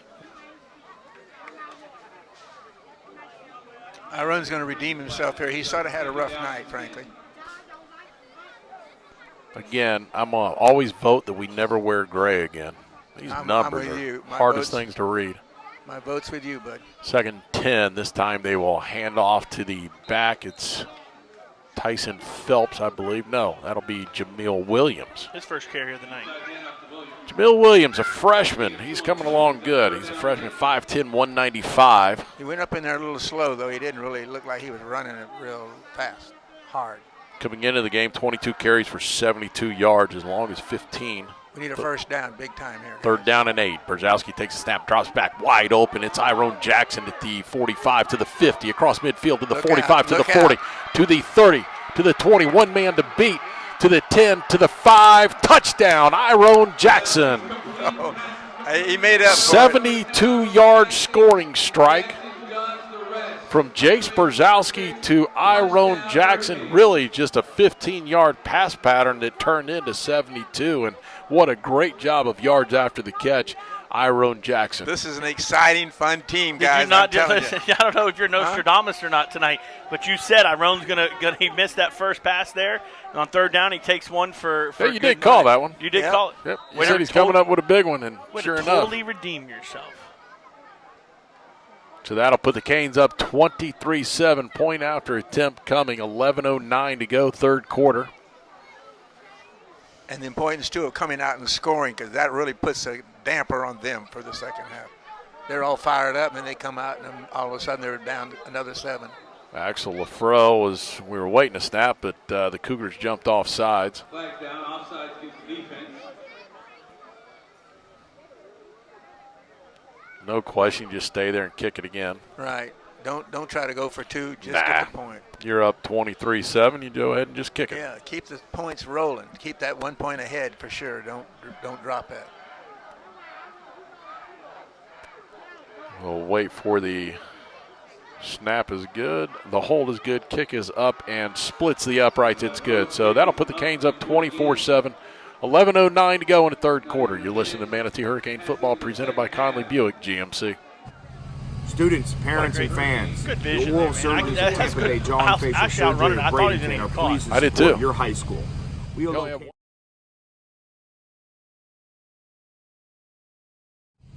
Students, parents, and fans, the Oral Surgeons of Tampa Bay John Facial Surgery of Bradenton are pleased to support your high school. We are located less than 2 minutes away. We offer services such as the removal of wisdom teeth to the placement of dental implants to replace a missing tooth or to support a loose denture. So if you're ever in the need of an oral surgeon, think about our team. Go Hurricanes. Field at Hawkins Stadium, and the Manatee Hurricanes just capped off a quick scoring strike to start the second half. Yeah, 3 plays there, 70-yard, 60-yard touchdown pass from Jace Brzezowski to Iron Jackson for the touchdown. That brings our scoring recap held to you by Buccaneer Pawn, where you're buying or selling. Visit Buccaneer Pawn, 2 locations, 3119 First Street in Bradenton or 1750 North Washington, Sarasota. That's Buccaneer Pawn. And that long pass is one of our best plays of the night, brought to you by Manatee Memorial Hospital Emergency Services. Axel Lafreau on for the Basil's Chicken and Ribs kickoff, and Lafreau will put his left foot into it. This time, Axel will hammer it deep into the end zone, and it'll be a touchback. That's his second touchback after 4 kicks. which brings us up to our game stats. All game stats are brought to you by CSNL. CPAs, numbers you can count on. CSNL provides accounting, taxation, auditing, consulting. Go to csnl.com, cpa.com for details. So the Hurricanes up 24-7, 11:09 to go, third quarter. And the Coconut Creek Cougars will come on for their first possession of the second half. Manatee did exactly what they wanted to do, go down and get points on the first one, a touchdown, extend that lead a little bit. Let's see if the defense can answer right here. On first down, they'll hand off, and Manatee stout at the line of scrimmage. Might have got 1 yard on the pickup. Nathan Hyman again leading the way on the tackle.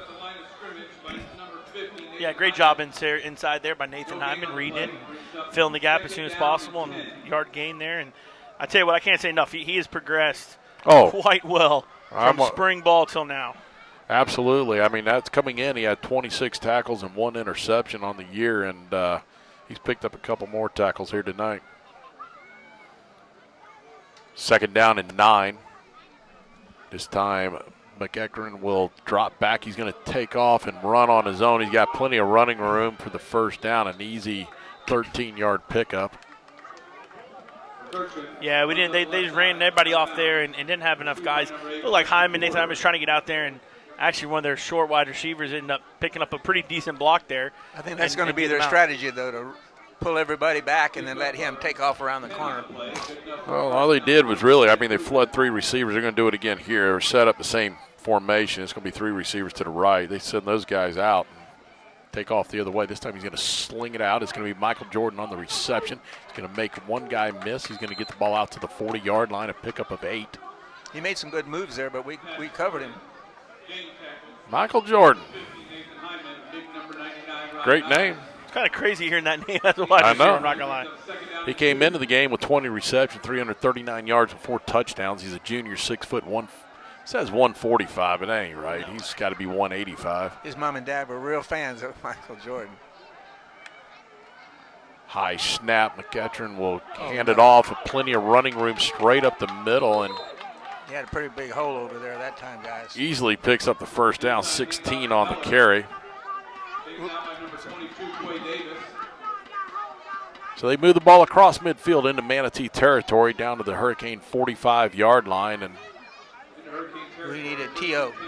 Manatee has no answer for this offense here to start the second half, and we got movement right there. That'll be on the offense left guard. False start against the offense.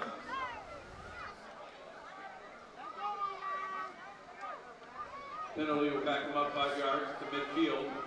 Brings up first and 15. Really, all in all, penalties not been too bad tonight. I mean, we had the one that gave them the first down, end up resulting in their points. But all in all, not a whole lot of flags thrown tonight.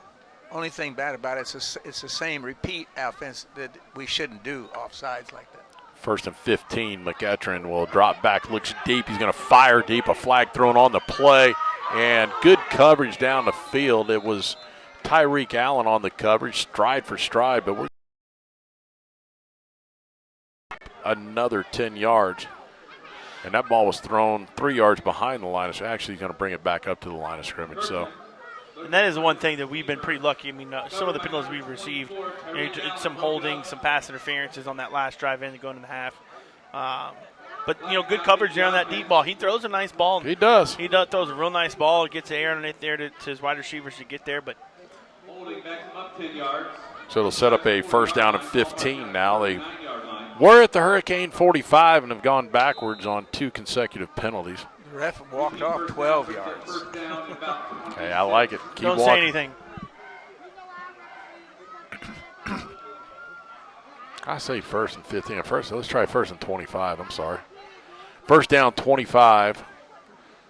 McEachran takes it, slings it out to the outside. The receiver catches it behind the line, sidesteps the first guy, picks up 5, maybe 6 on the play. We need to pick off one of those out patterns. That's complete. Picked out by number 56, Devon Stewart. Devon Stewart on the stop. I like Devon Stewart. Yeah, only a junior. Good body frame, and he should be a good one. Yeah, 6'3", 230. What a great kid. Very polite, awesome kid. We need to get to him. Second down, they're going to sling it at the flat, and this time great job on the tackle. Kevin Miller comes up. Just let him catch it in front of you. Still leaves a third and long situation. No, great job there. One-on-one tackling. Don't make that tackle, and he may get the first down, maybe gone for a touchdown. Exactly. He had no help left. Yeah, great job. So we blitzed from that outside out there and almost had that guy. Third down and 13. Third down and 13 for the Cougars. They'll have 4 receivers set to his left. Take the snap. He's going to drop back. He's going to look. He's going to fire across the middle. He had a man there. It was a good call. It was a good play. It's a great play. Stack everything left, and then drift somebody across the middle. Yeah, you drag him across, and it leaves your middle linebacker to have to pick him up. And but McKeitcher's not the tallest quarterback. Right. So he's throwing over some decent-sized kids in the front. Our defensive linemen are all 6'1"ish and taller there, and so he's having to look over some guys and maybe just didn't see the crosser coming. Well, they had a brief thought of going for it. Now they decide to punt, but the punter's not on the field. The defense shut him down. Made him punt. Now they got enough guys on the field. Tyrone Jackson and Jaleel Duncan are back. There's a low punt. It's going to roll, and they have no chance for a return on this one. It's going to roll dead around the 15-yard line of the Hurricanes. He kicked it to do that. He didn't really punt it. He just booted it. Kind of like a pooch kick, really, is all he did. He's a pooch, all right. He pooched it. Might want to check your pockets if you're missing your car keys. Go to the ticket booth. Nope, I got my car keys. I heard him asking about it. I got mine as well. Car keys, check the West End ticket booth.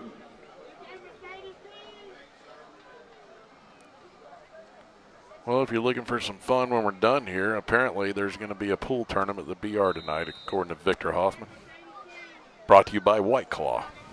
If you're looking for fun, just come here on Friday night. Exactly. Jace Brzezowski will swing that pass out into the flat.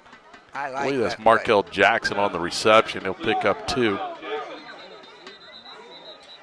Markel Jackson's a guy that's very versatile for us, and I don't know if we talk about him enough, but does run some ball as a runner and catches some out as a wide receiver, and he's got good hands. He's a very versatile player for us on offense. Well, the Cougars have a player down on the field. We're going to take a timeout. Hurricanes lead 24-7, 7:56 to go in the third quarter. You're listening to Manatee Hurricane Football presented by Conley Buick GMC. College basketball coach John Wooden said, "A true test of a person's character is what that person does when no one is watching." When we're not here at the office, or when we are here in the courtroom, personally representing clients. You'll find us here. And here. You'll find us here. If you need legal help, give us a call. Put our character to the test. Carl Reynolds Law, because injuries are personal. Visit us at injuriesarepersonal.com. Legendary college basketball. Hold on. Back here at Joe Canaan Field at Hawkins Stadium, 7:56 to go, third quarter. 24-7 Canes lead over Coconut Creek. Hey, this weekend is a perfect weekend to make your way out to Anna Maria Island or Longboat Key for one of the 3 best waterfront dining locations. That's the Sandbar Beach House or Mar Vista. We're closing in, too, on stone crab season. Just about let's see, what's today? The 4th. We're about 8 days away. Yeah. Yep. Yeah, getting close. Hopefully it's better than last year. Last year wasn't too good at the red no, tide it wasn't. and all that, but hopefully this year is a good red claw season. I love going out there and getting some of those. And a little messy, but sorry. I think, by the way, next What Friday do you night, want, the stone claws or the white claws? Which one are you after? I'm a little both claws. I think next Friday, too, the 89 championship team, so many of the players will be here. That'd be exciting. I think 89 and 2009. I think some of the folks from 2009 will be here as well. So come on out. It's be a fun evening. We'll have some on the radio. They'll be here. I'm sure Gene will interview 1 or 2 of them at half. But it'll be fun game next week. So on 2nd down and 8, Jace Brzezowski takes a snap. He fires to Tyrone Jackson to about the 24, swings forward to about the 25. Bring up a 3rd down and short. I wouldn't want to have to tackle Tyrone. He's quick. 3rd down and about 1.5 yards here. Brings up 3rd down and short. Manatee will go in empty backfield. 3 receivers right, 2 to his left. Slow snap. He scoops it up and has no play whatsoever. Just a bad snap for the first bad snap we've seen. From Rome, absolutely. Yep. That makes fourth down a tougher call now. Yeah, no, you got to punt it now, and that is the first bad snap we've seen from Rome, who's been moved over to center from defensive line, and we do got a guy down for us. I can't see That's who Markel it is. Jackson. Yep, Markel.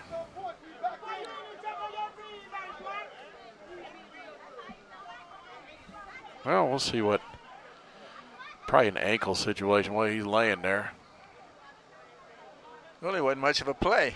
Maybe. I mean, it could be cramping. Yeah, I don't know. According to Coach Guglielmini, Looks like it may be a. And if I listen, knew a little bit more about kinesiology, I'd know why these guys cramp all the time, but I don't know. Love Coach Goog, but he can't even spell kinesiology. I can't either. He's up and moving. I can hardly say it. I bet Kevin Van Ostenbridge can. He can spell anything. It took me to 5th grade just to spell my last name. Are you kidding? Yeah, I was going to say, I can't spell Kevin's last name. Hey, how about Jace's poise, though, with the bad snap and guys breathing down his neck, reaches down 2 hands, secures the ball, just lays down and takes the loss. Yeah. Very good job. I mean, a lot of guys are going to try and pick it up and make something happen, and that's when problems seem to follow. So Nick Bigelow on to do the punting. He'll stand at his own 5-yard line. Cougars will send 2 guys deep. Bigelow averaging 36 yards per punt, and he gets this off a high booming kick that's going to carry all the way back to the 31. And the return man will get to the 35 before the Hurricanes swarm him under, and a great punt there from and great coverage. Bigelow, a 44-yard punt. But he was dead in the water there. And great coverage was great. Yes, coverage was very good. It was a big kick from him, but not only a big kick, but it's real high in the air, gave him good hang time. Enough for our guys to get down there making coverage. I'll be honest with you, again, knock on wood, we haven't had really any punt returns on us yet this year. Right. But they had him covered like a blanket down there. I don't think he gained anything back. He was dead in the water. I think this team is running out of gas, if you want to know the truth. So the Hurricanes up 24-7, 6:43 to go, third quarter. Cougars on their own 35 on 1st and 10 will hand off, and the back will go off the left side to pick up 4 on the play. 2nd down and 6. Those Canes playing hard down there. Martinez in there for his first tackle of the night. Wrapped up by host the Hurricanes. Gain of 5 on the play brings up 2nd down and 5. So on 2nd down, I believe it was Damian Heller in the backfield with McEachern. McEachern sidesteps, rolls right, fires. He's got a man there, but is in and out of the intended receiver's hands. That was Michael Jordan again, the intended receiver. Almost looked like he caught it. I thought he had caught it. Yeah, he's had some drops tonight. Bertrand's pass intended for Jordan. That's he 21 put some passes. heat on that He ball. zips now. it. He spins it. There's no question. He's thrown 21 times now so far this game, and if you were scouting this team, you would have to note that too. That he's dropped a lot. So we got an official timeout on the field for a water break. We'll take a quick timeout. 6:07 to go, third quarter. 24-7 Hurricanes. You're listening to Manatee Hurricane Football, presented by Conley Buick GMC.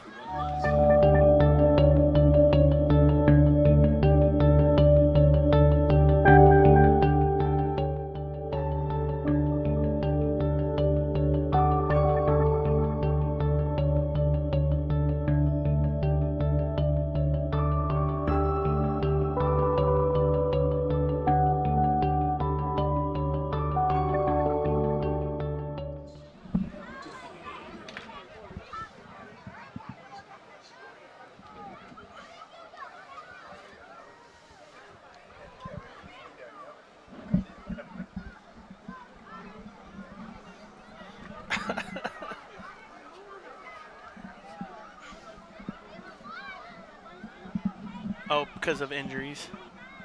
We have had 2 injuries. We'll have to just hit up some of these. 10-4.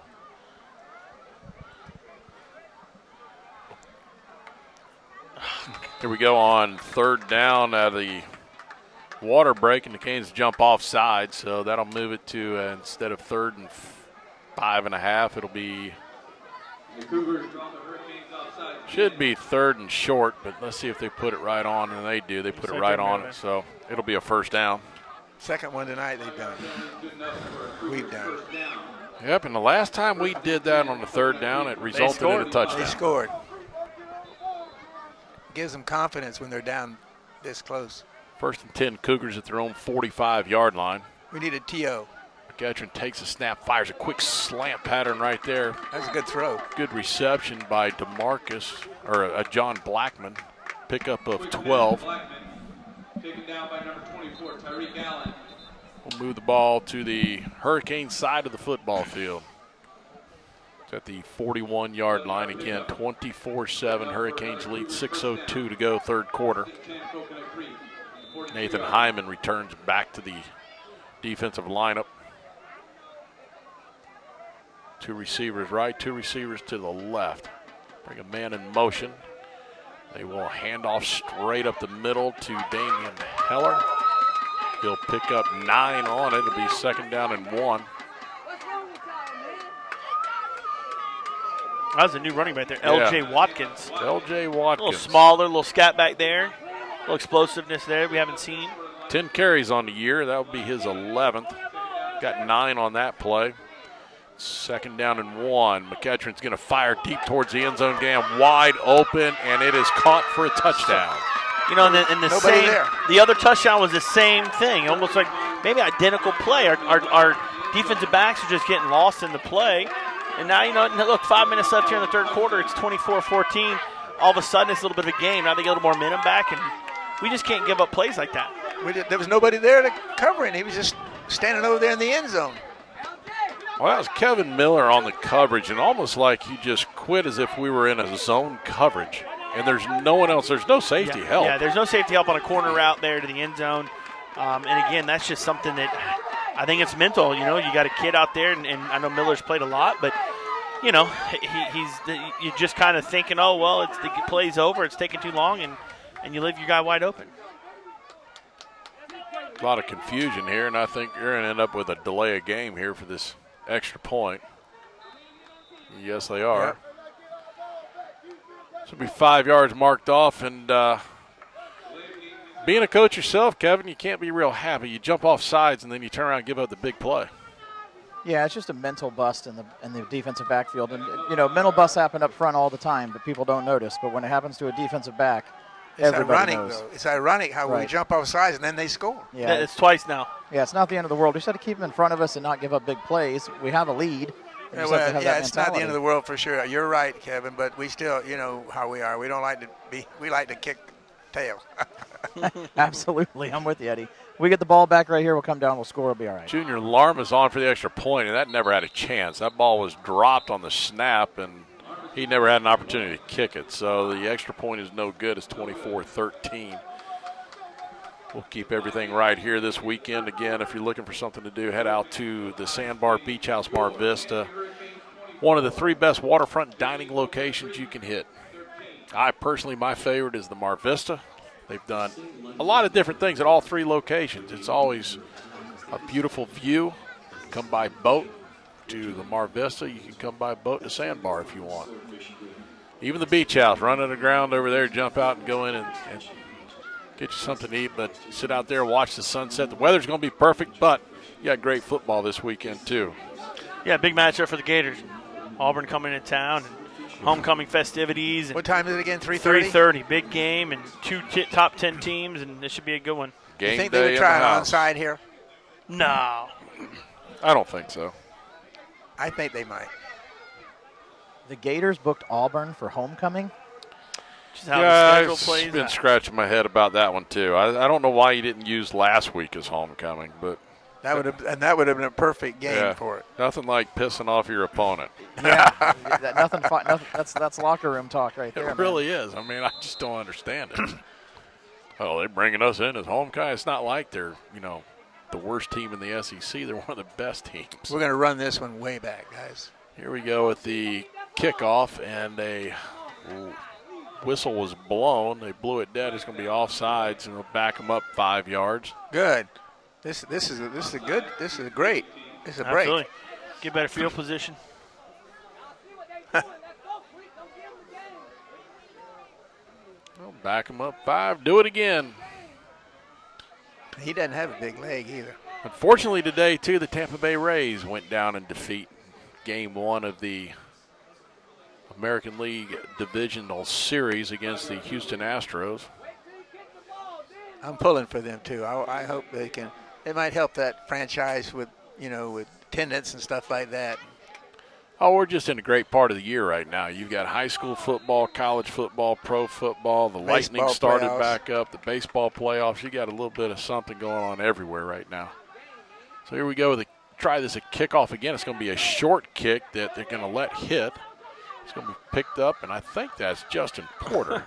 And Porter has got his first return of the year and a pretty good return, too. About 10, 15, 12 yards, I'll take it. Give me that ball. Yeah. Give me that ball. You know what I like about that return, though? He's a linebacker guy. He said, I'm just going straight ahead. There's no sidestepping anybody here. Yeah, he was just going to power his way forward. Hey, with a guy that size and as physical as he is, one thing you always got to think about. Let's say we get down to the goal line. Why not put him at fullback and let him lead the way? We saw that several years ago. Coach Canadian used to do that all the time. Bring in Marquise Dawsey would come in at fullback and run a little 45, 44 easy. And, maybe that's something in the playbook. Manatee. He'd put McNeil in the backfield sometimes, too. Manatee will start this drive at their own 44-yard line. Hand off to Jamil Williams. Bouncing around a little bit. I say Williams, and next thing you know, I'm wrong again. Wasn't Williams, is 25 and not 35. That was Tyson Phelps on the carry. Phelps will pick up 5. Second down and 5 now. Phelps in the backfield. He'll move up into the slot, in the tight end slot to be Jamil Williams directly behind Brzezowski. To be Jamil, takes the handoff. He's got the 5 yards for the first down and more across the 40-yard line to the 36-yard line of the Cougars. Nice run. 15-yard pickup. That run right there will be right at his longest of the year. He had his longest prior to that was 15. He matched it.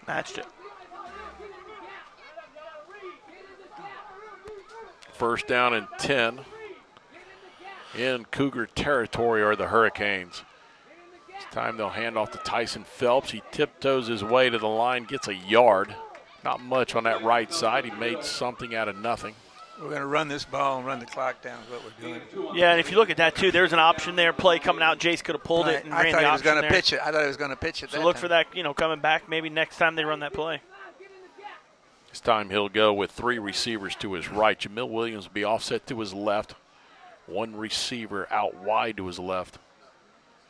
This time Brzezowski takes a snap. He's going to look. It's going to be Jaden Corbett. He's trying to get to. Corbett almost hauls it in one-handed. It was a good little bit of hand checking going between the two of them and a good no call, if you want my opinion. Yeah, both guys were jarring around a little bit there, but Corbett had a chance there to catch at the end. If he didn't, and probably have been in bounds too for a good play, but brings up 3rd and 9 now.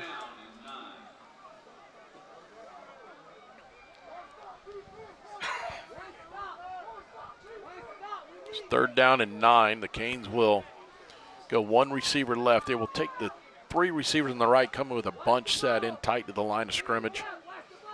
Brzezowski takes a snap. He's looking. He's got nobody. This time he's going to have to tuck it and run. He's going to be to the 35, to the 30, and he's going to be short of the first down. He didn't pick up enough. He's going to get it to about the 29, maybe 28. Saw a helmet fly off. I think it was Kewan Hawthorne's helmet flew off. He'll have to go out of play. He'll go out of play and brings up 4th and short here. What do we got? It looks like field goal is going to run on, and Coach Shakir told him to stay back. I thought they were going to do it too, and now he says no. And we may look here for try to jump him off sides and maybe get a free first down. If not, call timeout and kick it. Under 20 seconds on the ref called time. I don't know why. Official timeout. I don't know why everybody's going off. I don't understand the official timeout. Now he's running another guy. They're going to let Hawthorne stay because, if his helmet pops off, it's certain certain things I'll let them stay, but yeah, I don't no, maybe not. There's a lot of confusion as to who's on and who's off. Now here we go back again.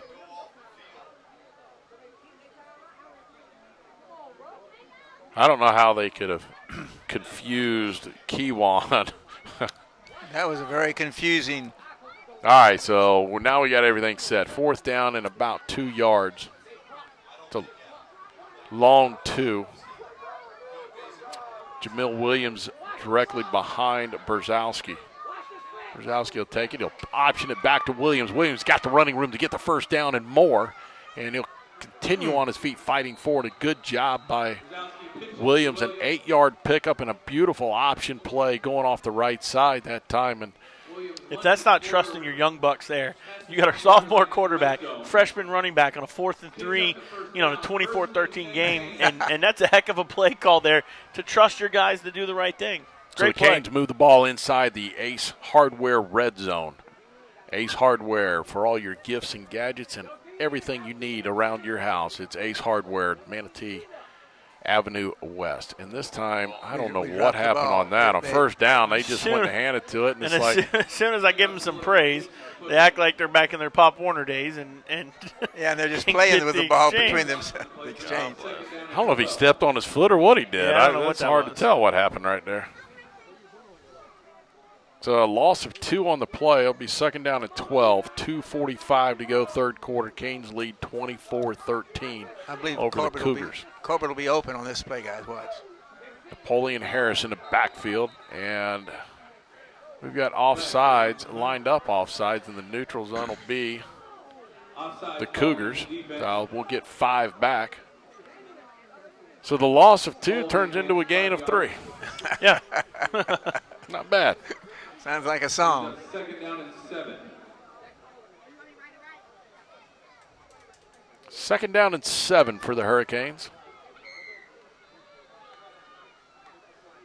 Jace Brzezowski will have 1 receiver to his left. He'll take the snap. He's looking. He's going to run the option, and not a good idea that time to run that option. That's a fumble. Turnover, and it will be back to the Cougars. And that not a good choice there by Jace. Indecision even coming down the line. Yeah, there was really nobody there to read, to be honest with you. And he has done a pretty good job last couple of games, and even leading to this one, of not making that young decision, that youthful decision. Right there, he did. He should not have pitched it that late with everybody in his face, but defense got to come on and rally and get the ball back. Well, I think he knows immediately he goes off the field. He's going to, they're going to talk to him a little bit. And when he looks at it film, he's going to see 3 guys in front of him. There's nowhere to go. Just drop to the ground and take the loss. That's what you do. Live to play another play. Instead, the Canes turn it over for the 3rd time tonight.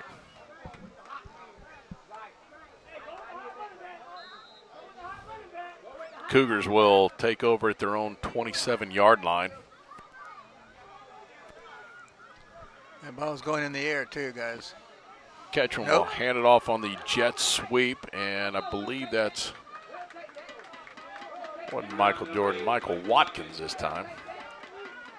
Watkins will pick up 3 on the play. 2nd down at 7. Clock stopped, 2:20 to go, 3rd quarter. Again, Canes leading 24-13.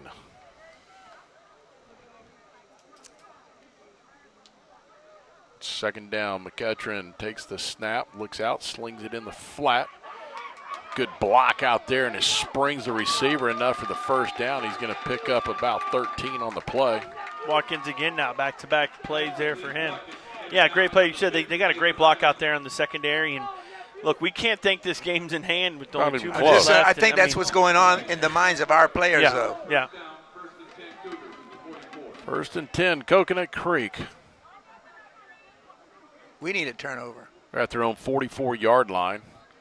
They mess up in the handoff in the backfield. They got pressure on him, and this time they'll take him down. It was just a blown play, and McEachern tried to make something happen, but Tyreek Allen comes in to finish him off. It's going to be a loss of 7. Our guys stayed with it, though, and to him for a loss. Yeah, the running back went to the right side, quarterback turned to the left side. And everything was blown up from there. Second down and 18. I think this is an important stop, this drive. Second down. McEachern takes the snap, drops back. He's looking, he's rolling left. He's now going to fire it. He's got a man, but throws it behind him, incomplete. Flag we on do the have play. a flag on the play. Tough throw there to try to make. He's running left and throwing obviously with his right hand across his body to a guy about 15 yards down the field. This would be an ineligible man downfield, and I think you decline that one. Yeah, if you decline, it brings up 3rd and 17 again. But if you take it. Ineligible is only 5, isn't it? Yeah, I think so. I would decline it in a second. I would decline it, definitely I would decline it.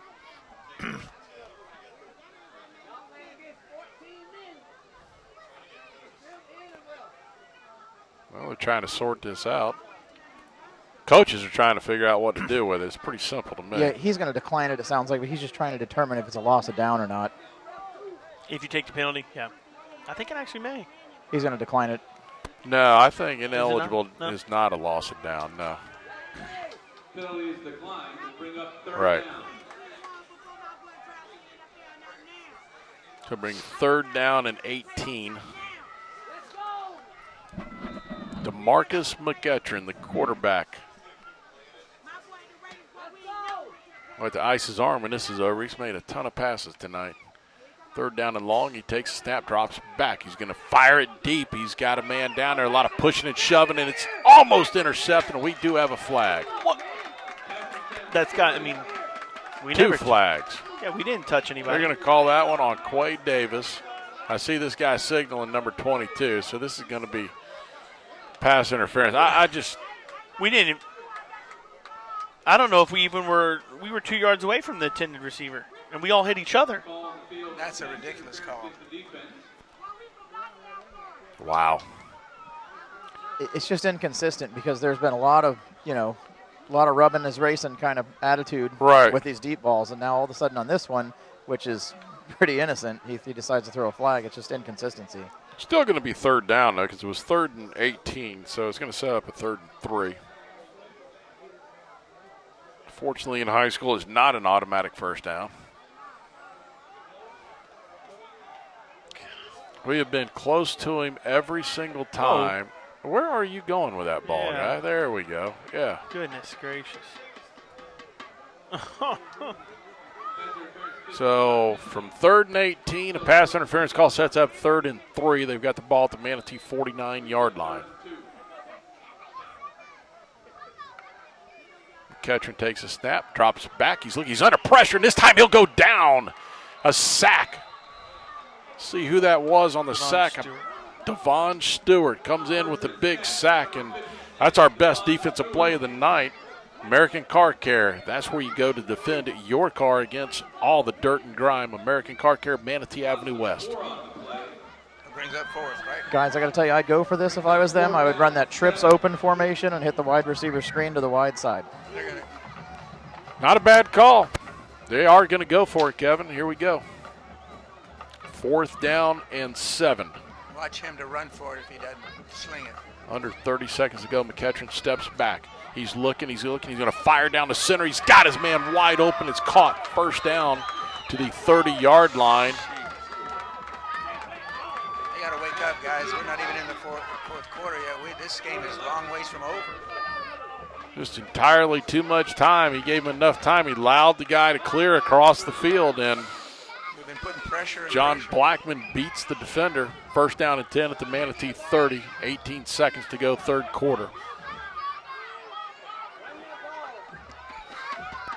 Take the snap. They will hand off this time. The back is Damian Heller. He trips as he reaches the line of scrimmage, and that should be the final play of the 3rd quarter. Things wind down here, and it will be. That'll be the last play of the 3rd quarter. So Canes lead 24-13. We'll take a timeout. We'll come back with the 4th quarter action. You're listening to Manatee Hurricane Football presented by Conley Buick GMC. Before the warning flags were launched, Before Did the they winds really? of change 30, arrive, 33, you must 28. plan and Excuse me, prepare for 34, what lies 33. ahead. Wow. But business and personal finances call for a trusted team to help you achieve your goals with numbers you can count on. Serving this region since 1954, CS&L CPAs provides accounting, tax, audit, and consulting services. Our mission is to understand your unique needs and create exceptional solutions. CS&L CPAs is a proud supporter of Manatee High School. Visit us online to find out more. Welcome everybody back to Joe Kinnan Field at Hawkins Stadium.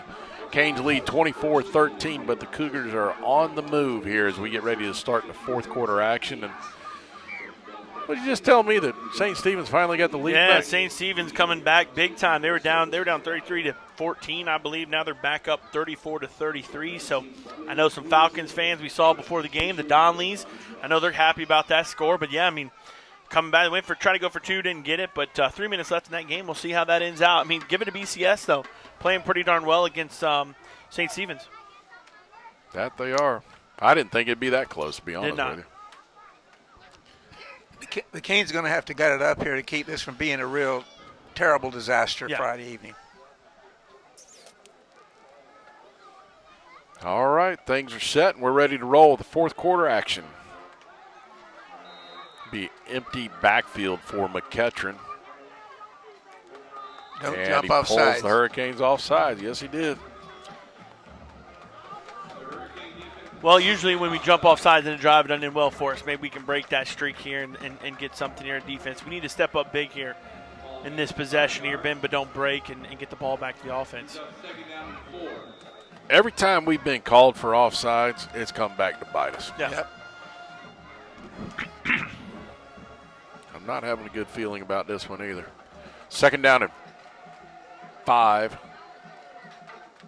It's the strangest 5 yards I've ever seen marked off. But anyways, on second down and 5, McEachern takes a snap, rolls right, and is forced out of bounds. I believe it was Nathan Hyman again who forced him out of bounds. Good job of closing. Good closing speed on that one to get up in there and not allow him to gain any positive yards. Yeah, now brings up 3rd and 5, and now you got a chance to make a play here, and it's probably 4th down territory. They don't have a field goal kicker. No. Really, they couldn't, but they barely made the extra, only one extra point. That quarterback's going to So run this is here. 4 down territory One of these for 'em. downs, the quarterback's going to run it, I believe. That's probably their closest sure thing. We got to put some heat up front, guys. McEachern brings a man in motion. Takes a snap, drops back, looks left. Now he's going to get flushed out to the left side. He's going to stop. He's going to fire deep. He's hit as he releases it, and it is incomplete out of the back of the end zone. That could have been, you know what. It was close. It was close to roughing the passer, but I think Higdon came off just enough when he hit him. Targeting. It did hit. It did look like it was helmet to helmet too. But here's the difference. I don't think it was the crown of his helmet. I think it was face mask of his helmet, and that's where that call probably won't come down. That was a close one. Bring down 4th and 5 now. Yeah, that's one that you want to go back and say, hey, when you watch this on film, see that rib cage is wide open? That's what you want to hit. That one. Where would you go? I'd have that quarterback run that ball. I like the trips. I think Kevin called it. I'd throw it out here in the flat and let him. They've had a lot of success on that play. 4th down for the Cougars. He takes They were a offside. snap. They were offside. He's looking. He's under pressure. It's incomplete. No They're going to whistle. say it's a fumble. He's going to scoop it up. That's Go, Nathan Nathan. Hyman who Running. scoops up the fumble. Flag back there. Looks like it's going to be probably holding. I think us coming around the edge here, I think they probably held us, but no flag, no whistle, it didn't sound like. Yeah, that Great is job by against the the Cougars, defense. yes, and that'll be declined. The Manatee will take over after the fumble. I don't know who caused the fumble coming on the backside to hit him. I initially thought it was an incomplete pass. It looked like maybe in Higdon on the edge there. I'd ask Kevin, but I think he was on the backside of the defense. He probably didn't have the same advantage. St. Stephen just scores again, 41-33. Oh, That's over with. Oh, well, I wasn't that interested to begin with. Thought I'd throw it out there. I'm more interested in how bad Venice is getting beat. That's my 35-7. beautiful. what about Sarasota? 24-7 Sarasota over Southeast. That's going to be that. That's going to be that score. So Manatee will start this drive with 11:30 to go in the football game, leading 24-13. They will be on their own 38-yard line. Napoleon Harris behind Brzezowski. Harris will get the handoff, and he's met immediately at the line of scrimmage. There will be no gain on the play. Handoff to Harris at the left side. Now it comes in a little bit of trying to run the clock. I think it's a little early to get that conservative. And, you really can't. You can still do some perimeter throw-in, some easy stuff that is pretty high percentage catching the ball so we don't stop the clock, but instead of just being conservative running the ball. Now, our MO all night has been running the ball up the middle and then getting some passes here and there. So, but we definitely can't get too vanilla. I'd run the jet sweep. We have not run it where we've handed it off. I mean, we had one and it got called back, but I'd go back to it. Here we go. Tyrone Jackson fakes the jet sweep. Will hand off to the interior to Napoleon Harris. He's going to pick up, let's say, 3 yards on the play. 2-yard gain brings up 3rd down and 8. I like the options and I like the sweeps. So 3rd down and 8. What do you play here? What's the call?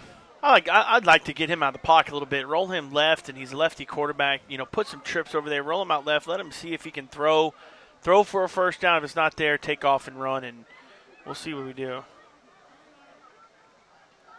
Again, in motion comes Tyrone is going to flip it out. Oh, he had Markel Jackson just overthrew him coming out, and it's a good look. I mean, that wasn't a bad play call there, and just a little too much there by Jason. Went just over Markel Jackson's head. If he catches it, I think it's a first down and maybe a couple yards more. Well, a lot of that is due to Christopher Jones, who's bringing the pressure off that edge, and they had to force him to hang it a little bit higher than he wanted. He's not a small guy. No, he's not. No, when you pull up at Chris Jones, we need some good 6'3", 202. We need some good coverage here, guys, on this punt. Don't let him return it. Drive him deep.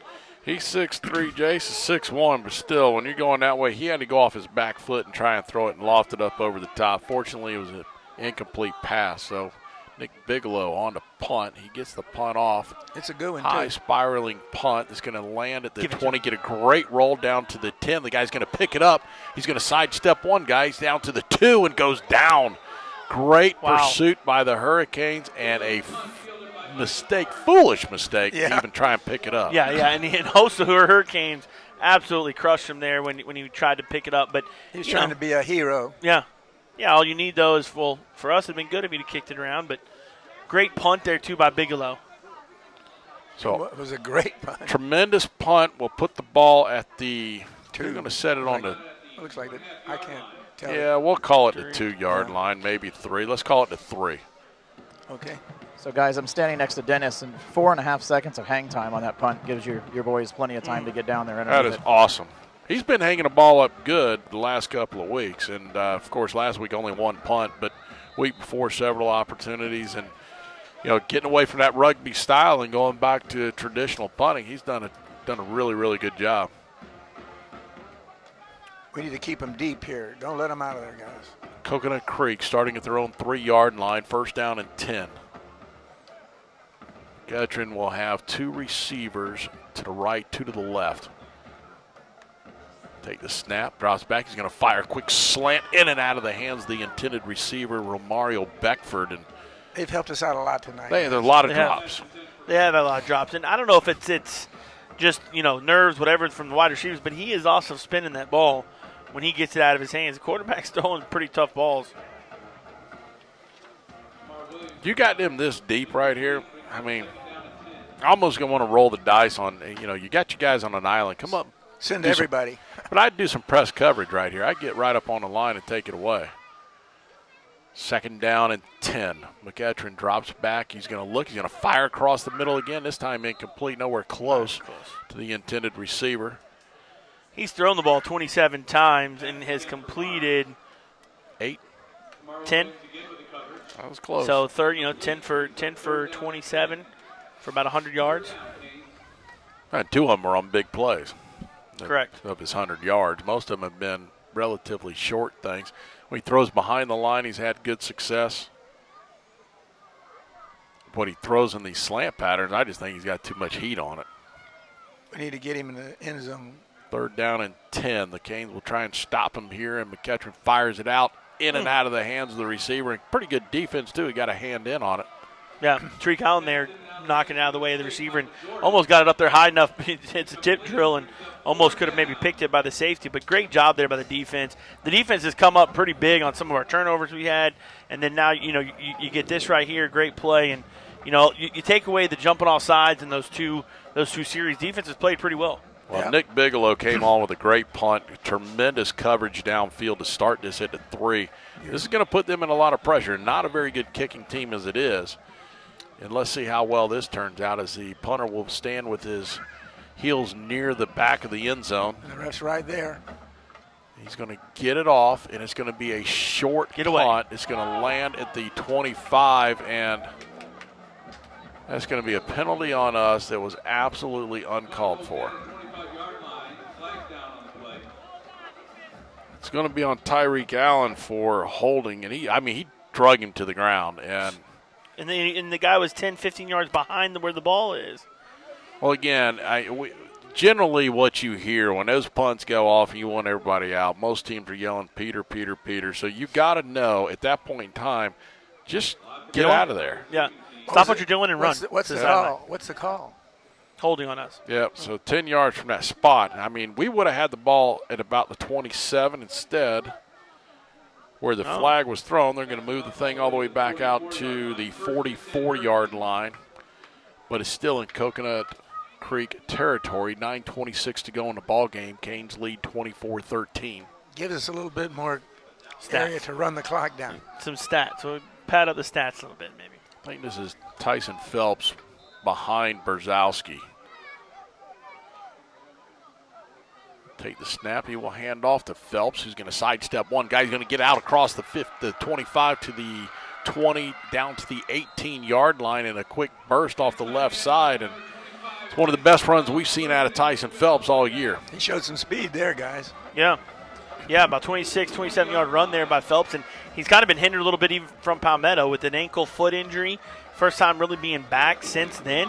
And that's a great burst there with some energy, and hopefully we get rolling here.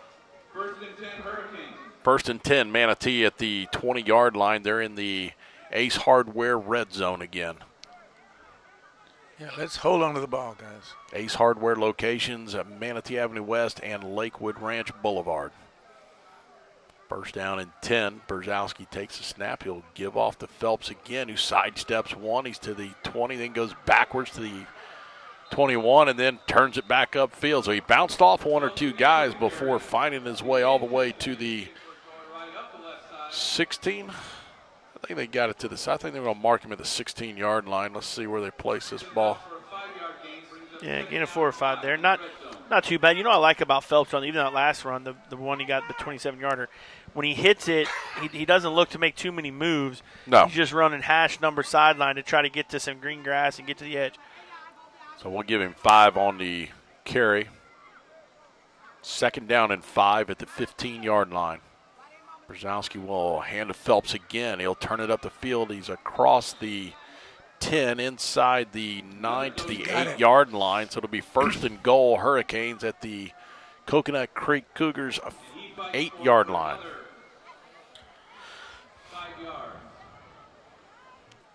$7:50 to go in this ball game, and there we go. That's the flop. Yeah, he was on his way off the field, and I'm not gonna be too mad about that. I've been a coach and told him to do some of those things. Get you a chance to get you a chance to get your guys back in order. You need somebody to come in and replace Chad, there. Man. So that's cheating, man. No, that's cheating. you gotta tell them to fall down and look. You're hurt, man. You just gotta be hurt. Don't be a hero. Wah, wah, wah. I'll say this, though. We came into the game, and we've talked about the running game really has not been all that great past couple games. And, we've got 2 guys over 50, about 60 yards rushing in Napoleon Harris and Tyson Phelps. That guy's not hurt. Look at him, man. No. So, but running game, we've got 100, probably about 150, 160 yards, and run. And really against a team that's got a front 7 that's pretty darn good, all seniors. So, pretty impressive night running the ball. And hopefully we can punch it in here for a touchdown. Well, that fraudulent move they made there slowed us down, you see. All right. First down and goal for the Manatee Hurricanes at the Coconut Creek 8-yard line. Jace Brzezowski takes a snap. He will hand off to the interior. And they'll go off the right side behind the tackle. And not a whole lot of running room, maybe a yard and a half. There's Napoleon Harris on the carry. Napoleon's not the biggest guy in stature, but I'll tell you what, it doesn't matter if someone's in front of him or not. He's running hard. Absolutely. And these guys like to block for him, too. That's one thing I do know. What down we got here, guys? Second down. Yes, sir. Second and goal. Jace Brzezowski will take the snap, hand off again to Harris. He's got running room up the middle, a 6-yard touchdown run. Napoleon Harris. Great run there. Good vision. One little cut there back to the right. But that inside, we've run a lot of inside trap, inside zone tonight, and it has worked really, really well for us. And Napoleon, great touchdown run there for 6 yards. Well, good to answer that last one. So get us right back where we were before. Right.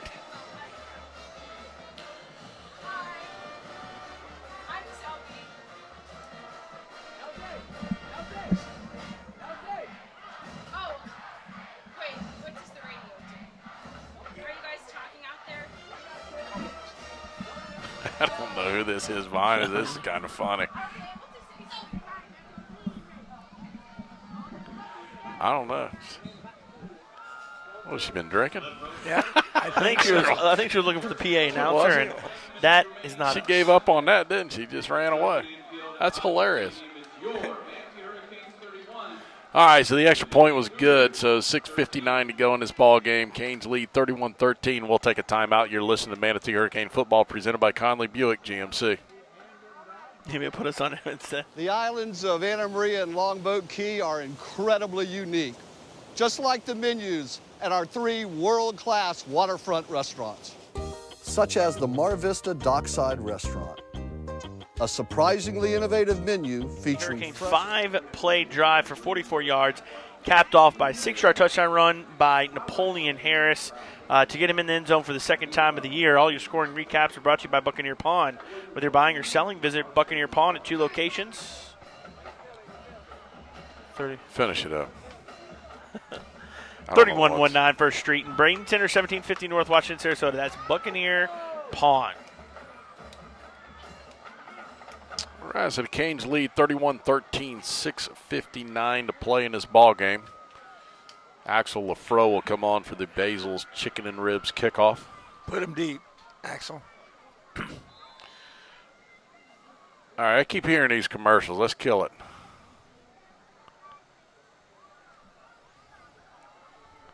We wait for Axel as he approaches the ball, puts his left foot into it. Another low line drive kick that'll hop over the return man's head into the end zone. So we'll get a touchback out of a not so pretty kick. It doesn't matter how you get it, as long as you get it.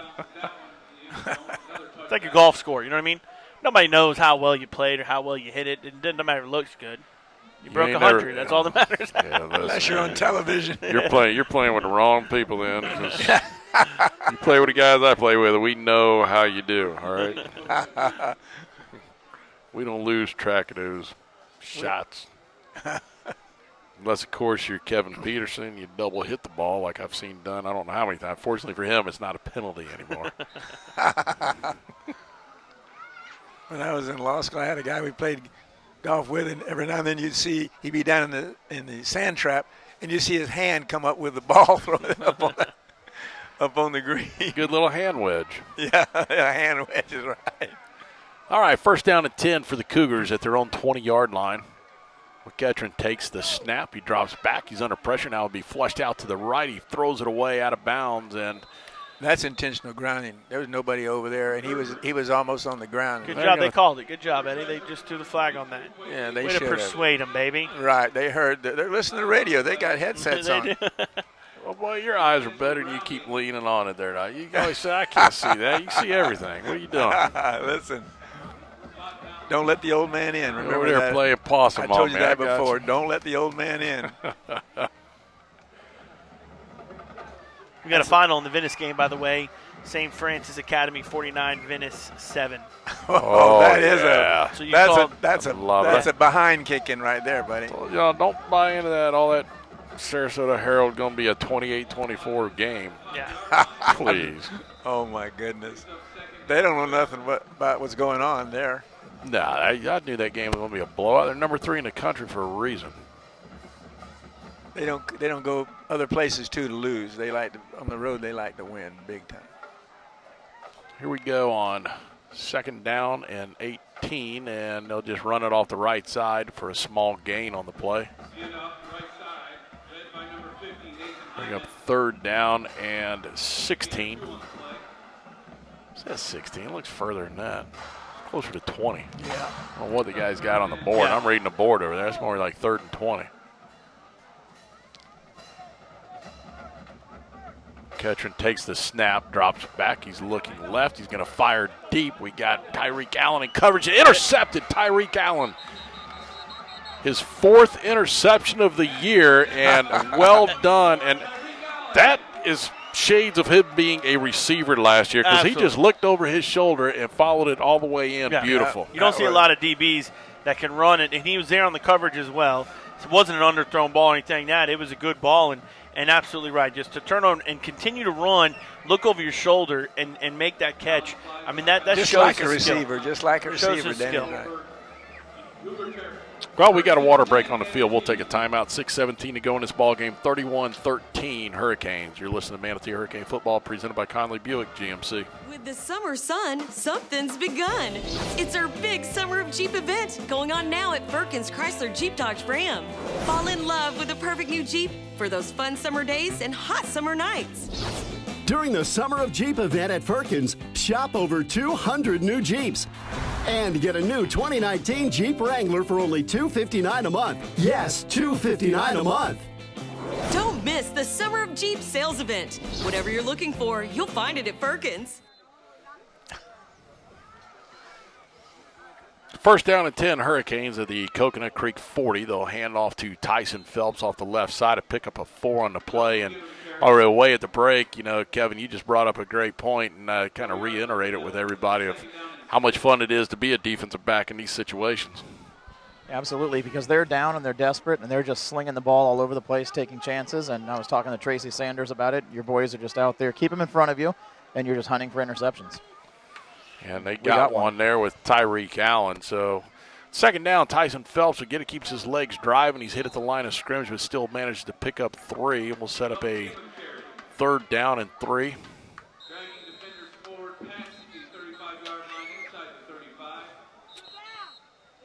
We got a officials timeout. I believe Coconut Creek is taking a timeout. Yep. And we'll take another timeout. It's 31-13 Hurricanes, 5:31 to go. You're listening to Manatee Hurricane Football, presented by Conley Buick GMC.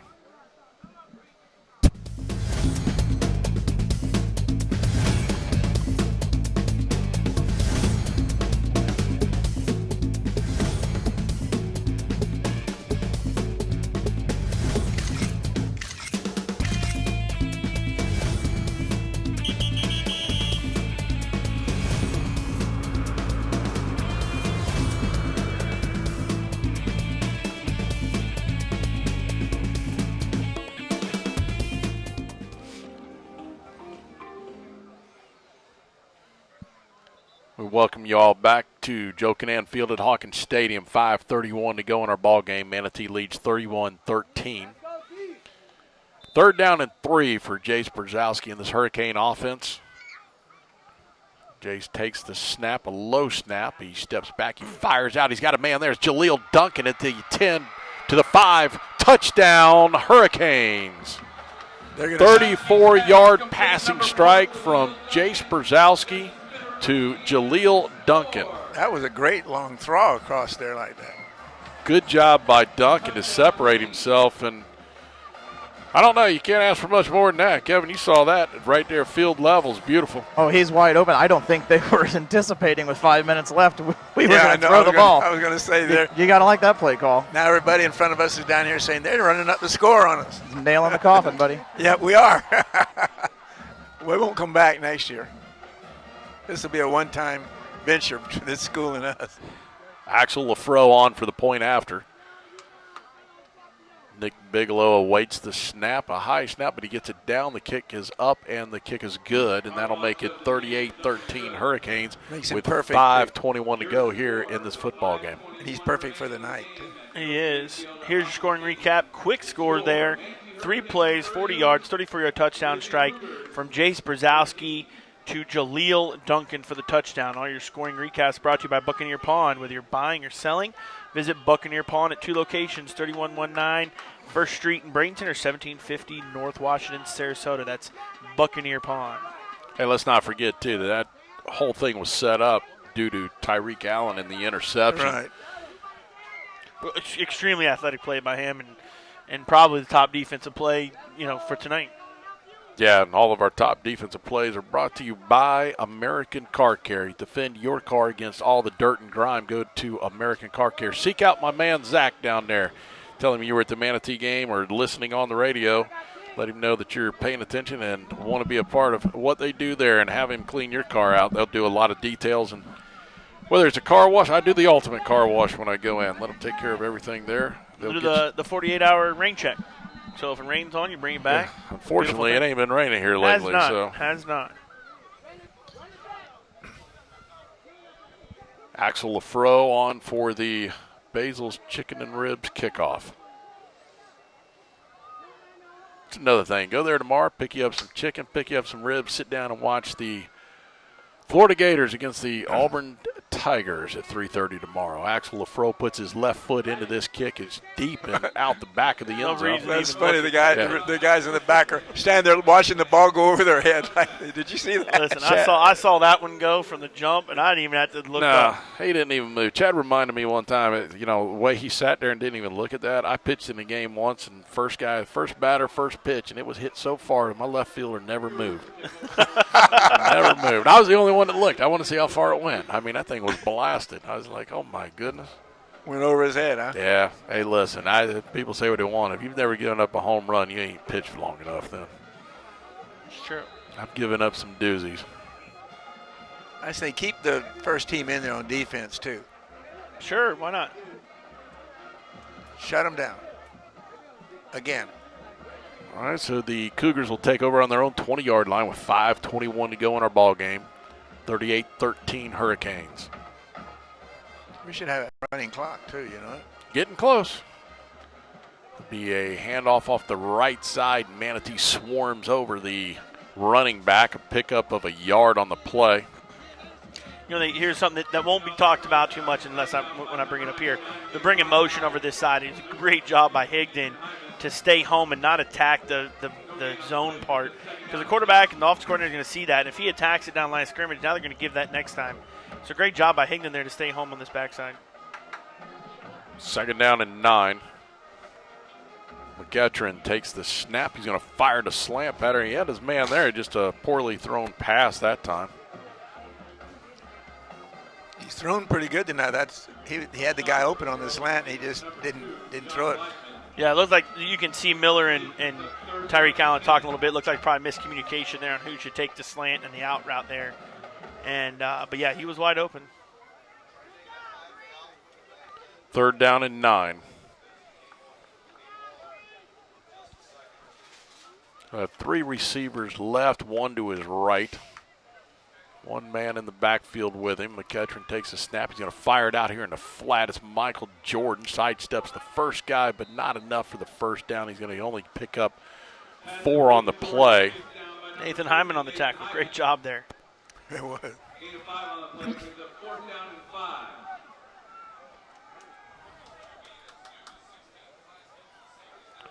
So 4th down, they're going to go for it here on 4th down and 4.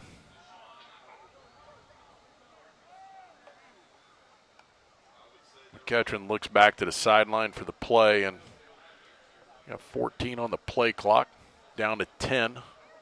They're going to try to run it, I would think. I think he's just going to end up calling a timeout. They're just kind of waiting this out. Nobody's going to do anything. Running clock and see if they try to see if we jump and then just run it out and call a timeout. And that's what happens. Coconut Creek will take a timeout. And I would imagine they'll send a punting unit on. I mean, I understand you're. It looks like it. Yeah. Here they come. Here they come. Going forward ain't doing you any good at this point in time.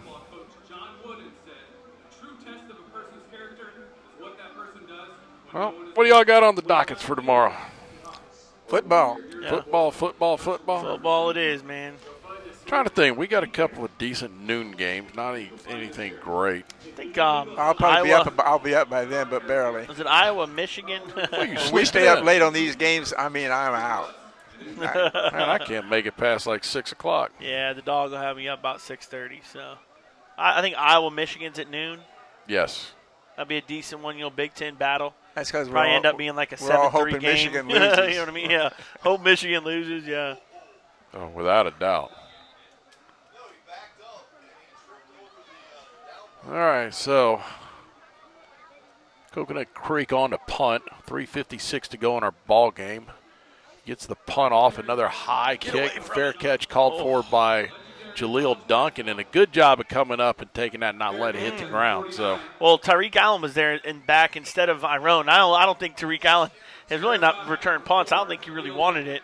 And Jaleel ran in there and took that, but that was a far way for Jaleel to run. But good catch on that. And yeah, I think he played possum on that one. Listen.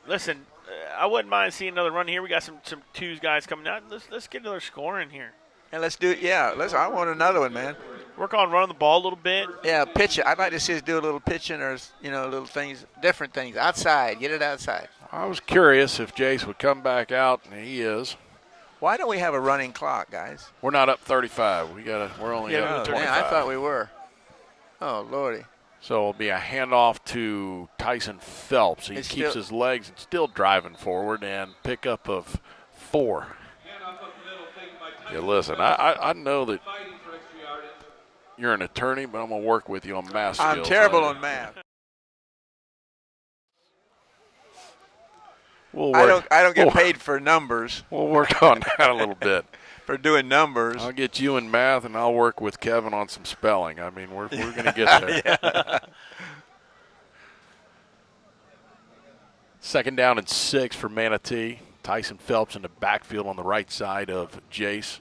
There'll be a handoff to Phelps off the left side. He's trying to get away from the tackler. He finally spins out. He does get off. He's still driving through a guy across the 40 to the 35. Wow, what an effort. Down to the 32-yard line. And I'll tell you what, the initial contact was at the line, and that was a great 15-yard pickup. That was just driving his legs. He never stopped. Yeah, I mean, that's something that we're missing. And in the past, that's something we're missing. We didn't play against Braden River, and this is really his first game back, and he's back. He's up to 84 yards now. There's a lot of reasons we lost to Braden River. If we played him today, I think we'd beat him. I agree. Agreed. So now it's Jamil Williams in with a handoff, and he'll go again off the left side too, and he's going to pick up 2 yards. Another carry by Phelps up the middle for a 3-yard gain, brings up 2nd down and 7. Good job by that offensive line tonight. Charles Armstrong, Kewan Hawthorne, Quentin Rome, Frankie Robinson, and Derek Maurice done an outstanding job leading the way and getting us some running room that we haven't had all year. Yeah, we're about 200 yards. And they've been out there running a lot tonight, too. Oh, I mean, yeah. They've been on the field a lot, and they're still going hard, strong. 2nd down and 7. Handoff to Jamil Williams. He's going to be across the 25 to the 20 to the 15 to the 10 to the 5 and knocked out of bounds at around the 4-yard line. And great run, a 24-yard pickup for Jamil Williams.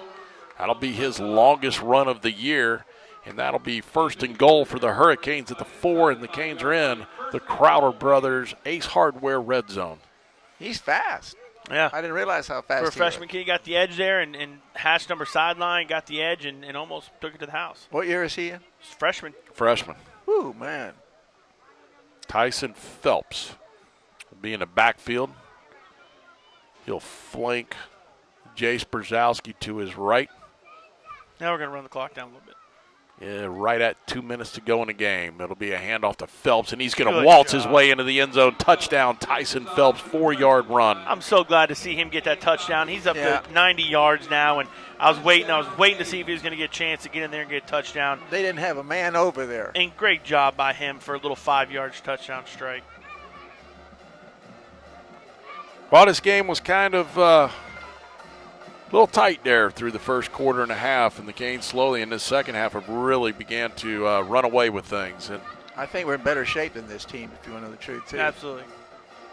A game like this is a great character test. It was a tight game through the whole first half, and then even in the second half, it looked like they might be trying to come back.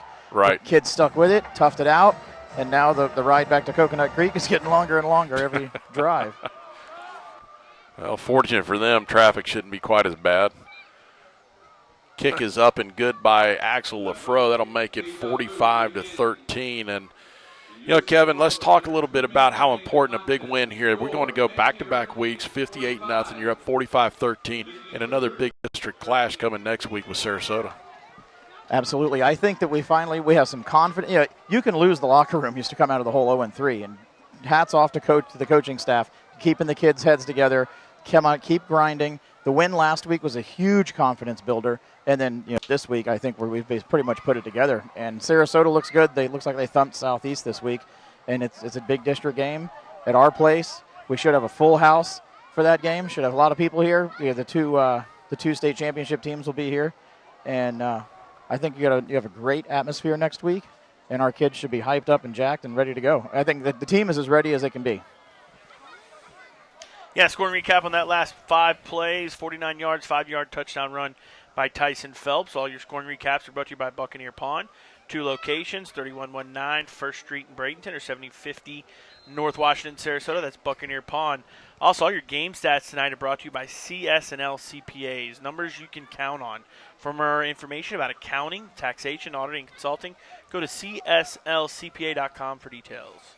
No, and Eddie Mulock does not work there because he can't count, so we're working on that. I can't subtract. I can count. Hey, he can take you in the courtroom, though, so here we go. It's a nice, deep kick into the end zone. The Basil's Chicken and Ribs touchback again by Axel Lafro.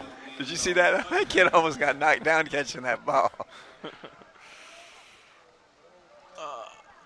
45-13, and we can go ahead and start looking a little bit to the future of what lies I'll say ahead. What Kevin, just going on what Kevin said, I completely agree with him. I mean, look, we went in that bye week. We were 0-3, and you could have absolutely lost the locker room. There could have been kids, but they're down. And it just seemed that we were just doing a little too much here and there, and the youth was showing.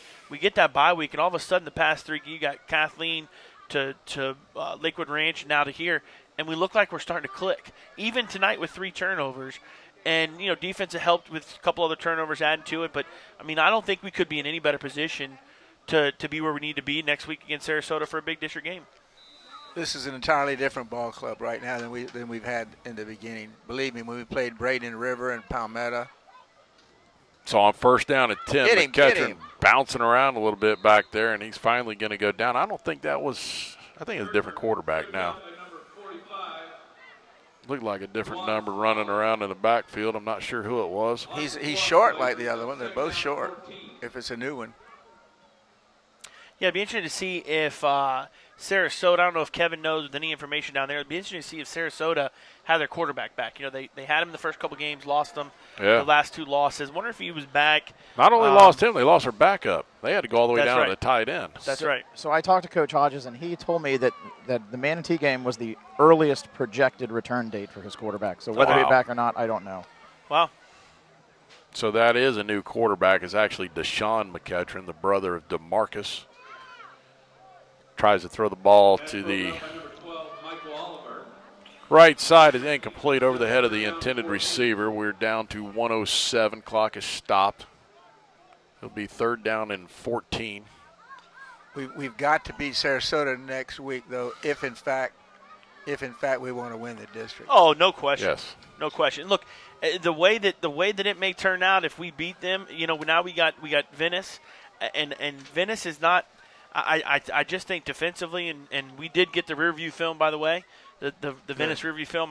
Take a look at that this week after talking to Coach Shakir.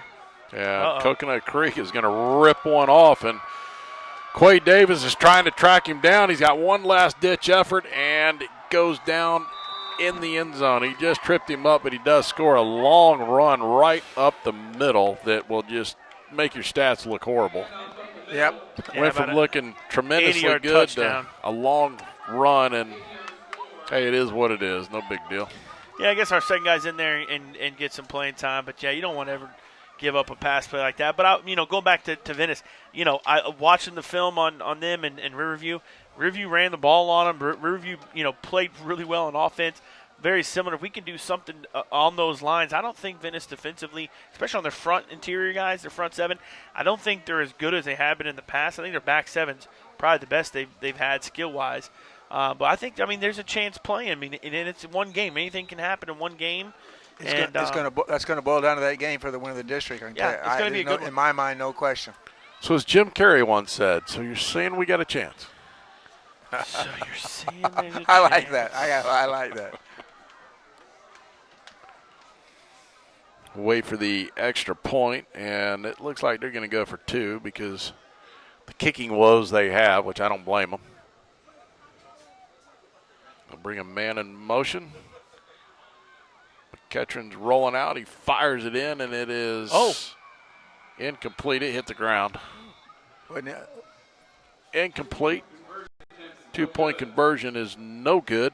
So with 54 seconds to go, we have a 45-19 ball game here. Hurricanes lead. But it's not over yet. No, it's not. We got a kickoff. Who knows? Maybe we'll return the kick back for a touchdown. I have no idea. This thing's been kind of crazy tonight. I do like these games, though. I love these games, man. The only downside is they're long. Good grief, we play some long games. It's 10:30, boys. I wish I had the same household as Eddie. I could sleep in till noon. So much for It'll take me 2 hours to get home. That is true. So much for my thought of going to the boiler room. It's too late now. I won't be home till after midnight. Well, from here by Eddie, the time there's not just a slow lane. You can move over to the left. What did he say? He said, I can't even. I'm laughing so hard. He said, they're not just a slow lane. You can move over to the left and take the fast lane. I have to drive the slow lane, man. Oh, that's funny stuff. I don't care who you are. That's funny I'll stuff. get you back, Kevin. Don't you worry. I can't wait. This is going to be good stuff. Here we go. Well, we had to go find the kicker. He was already on the bus. Yeah, he was in the shower. They had to go get him. Hey, come back down here and kick this one more time. They just got the kicker out of the locker room. I'm telling you, they had 11 guys, and they ran one off for 10. They ran back on for 11. So he said, "Man, I just got cleaned up, and y'all brought me back out here." Yeah, he was they dragged him out of that shower over there. Yeah, and he'll kick it, and it's going to be a decent kick. It'll be Tyreek Allen from the 15 to the 20 to the 25. Spins off of one guy, gets out across the 30 to the 35-yard line.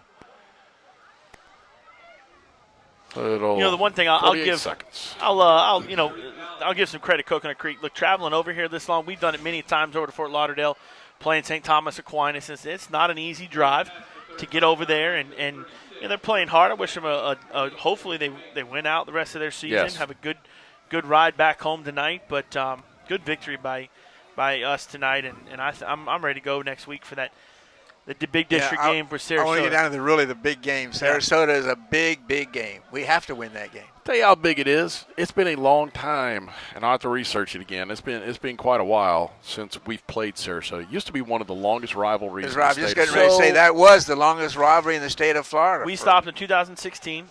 We stopped.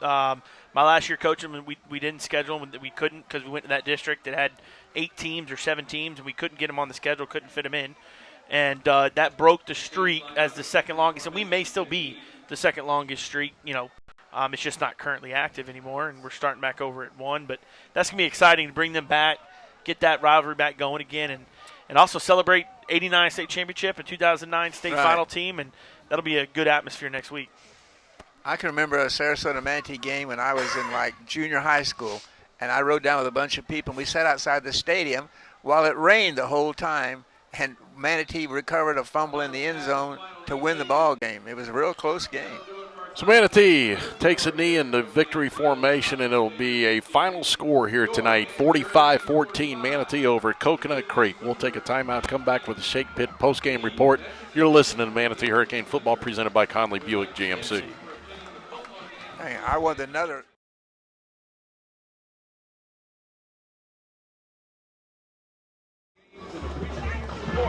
of the Hurricanes. Public service announcement, Carl Reynolds Law. Please obey all traffic rules and be courteous to other drivers as you depart. Remember, you don't have to go home, but you have to get up out of here. Good night, folks.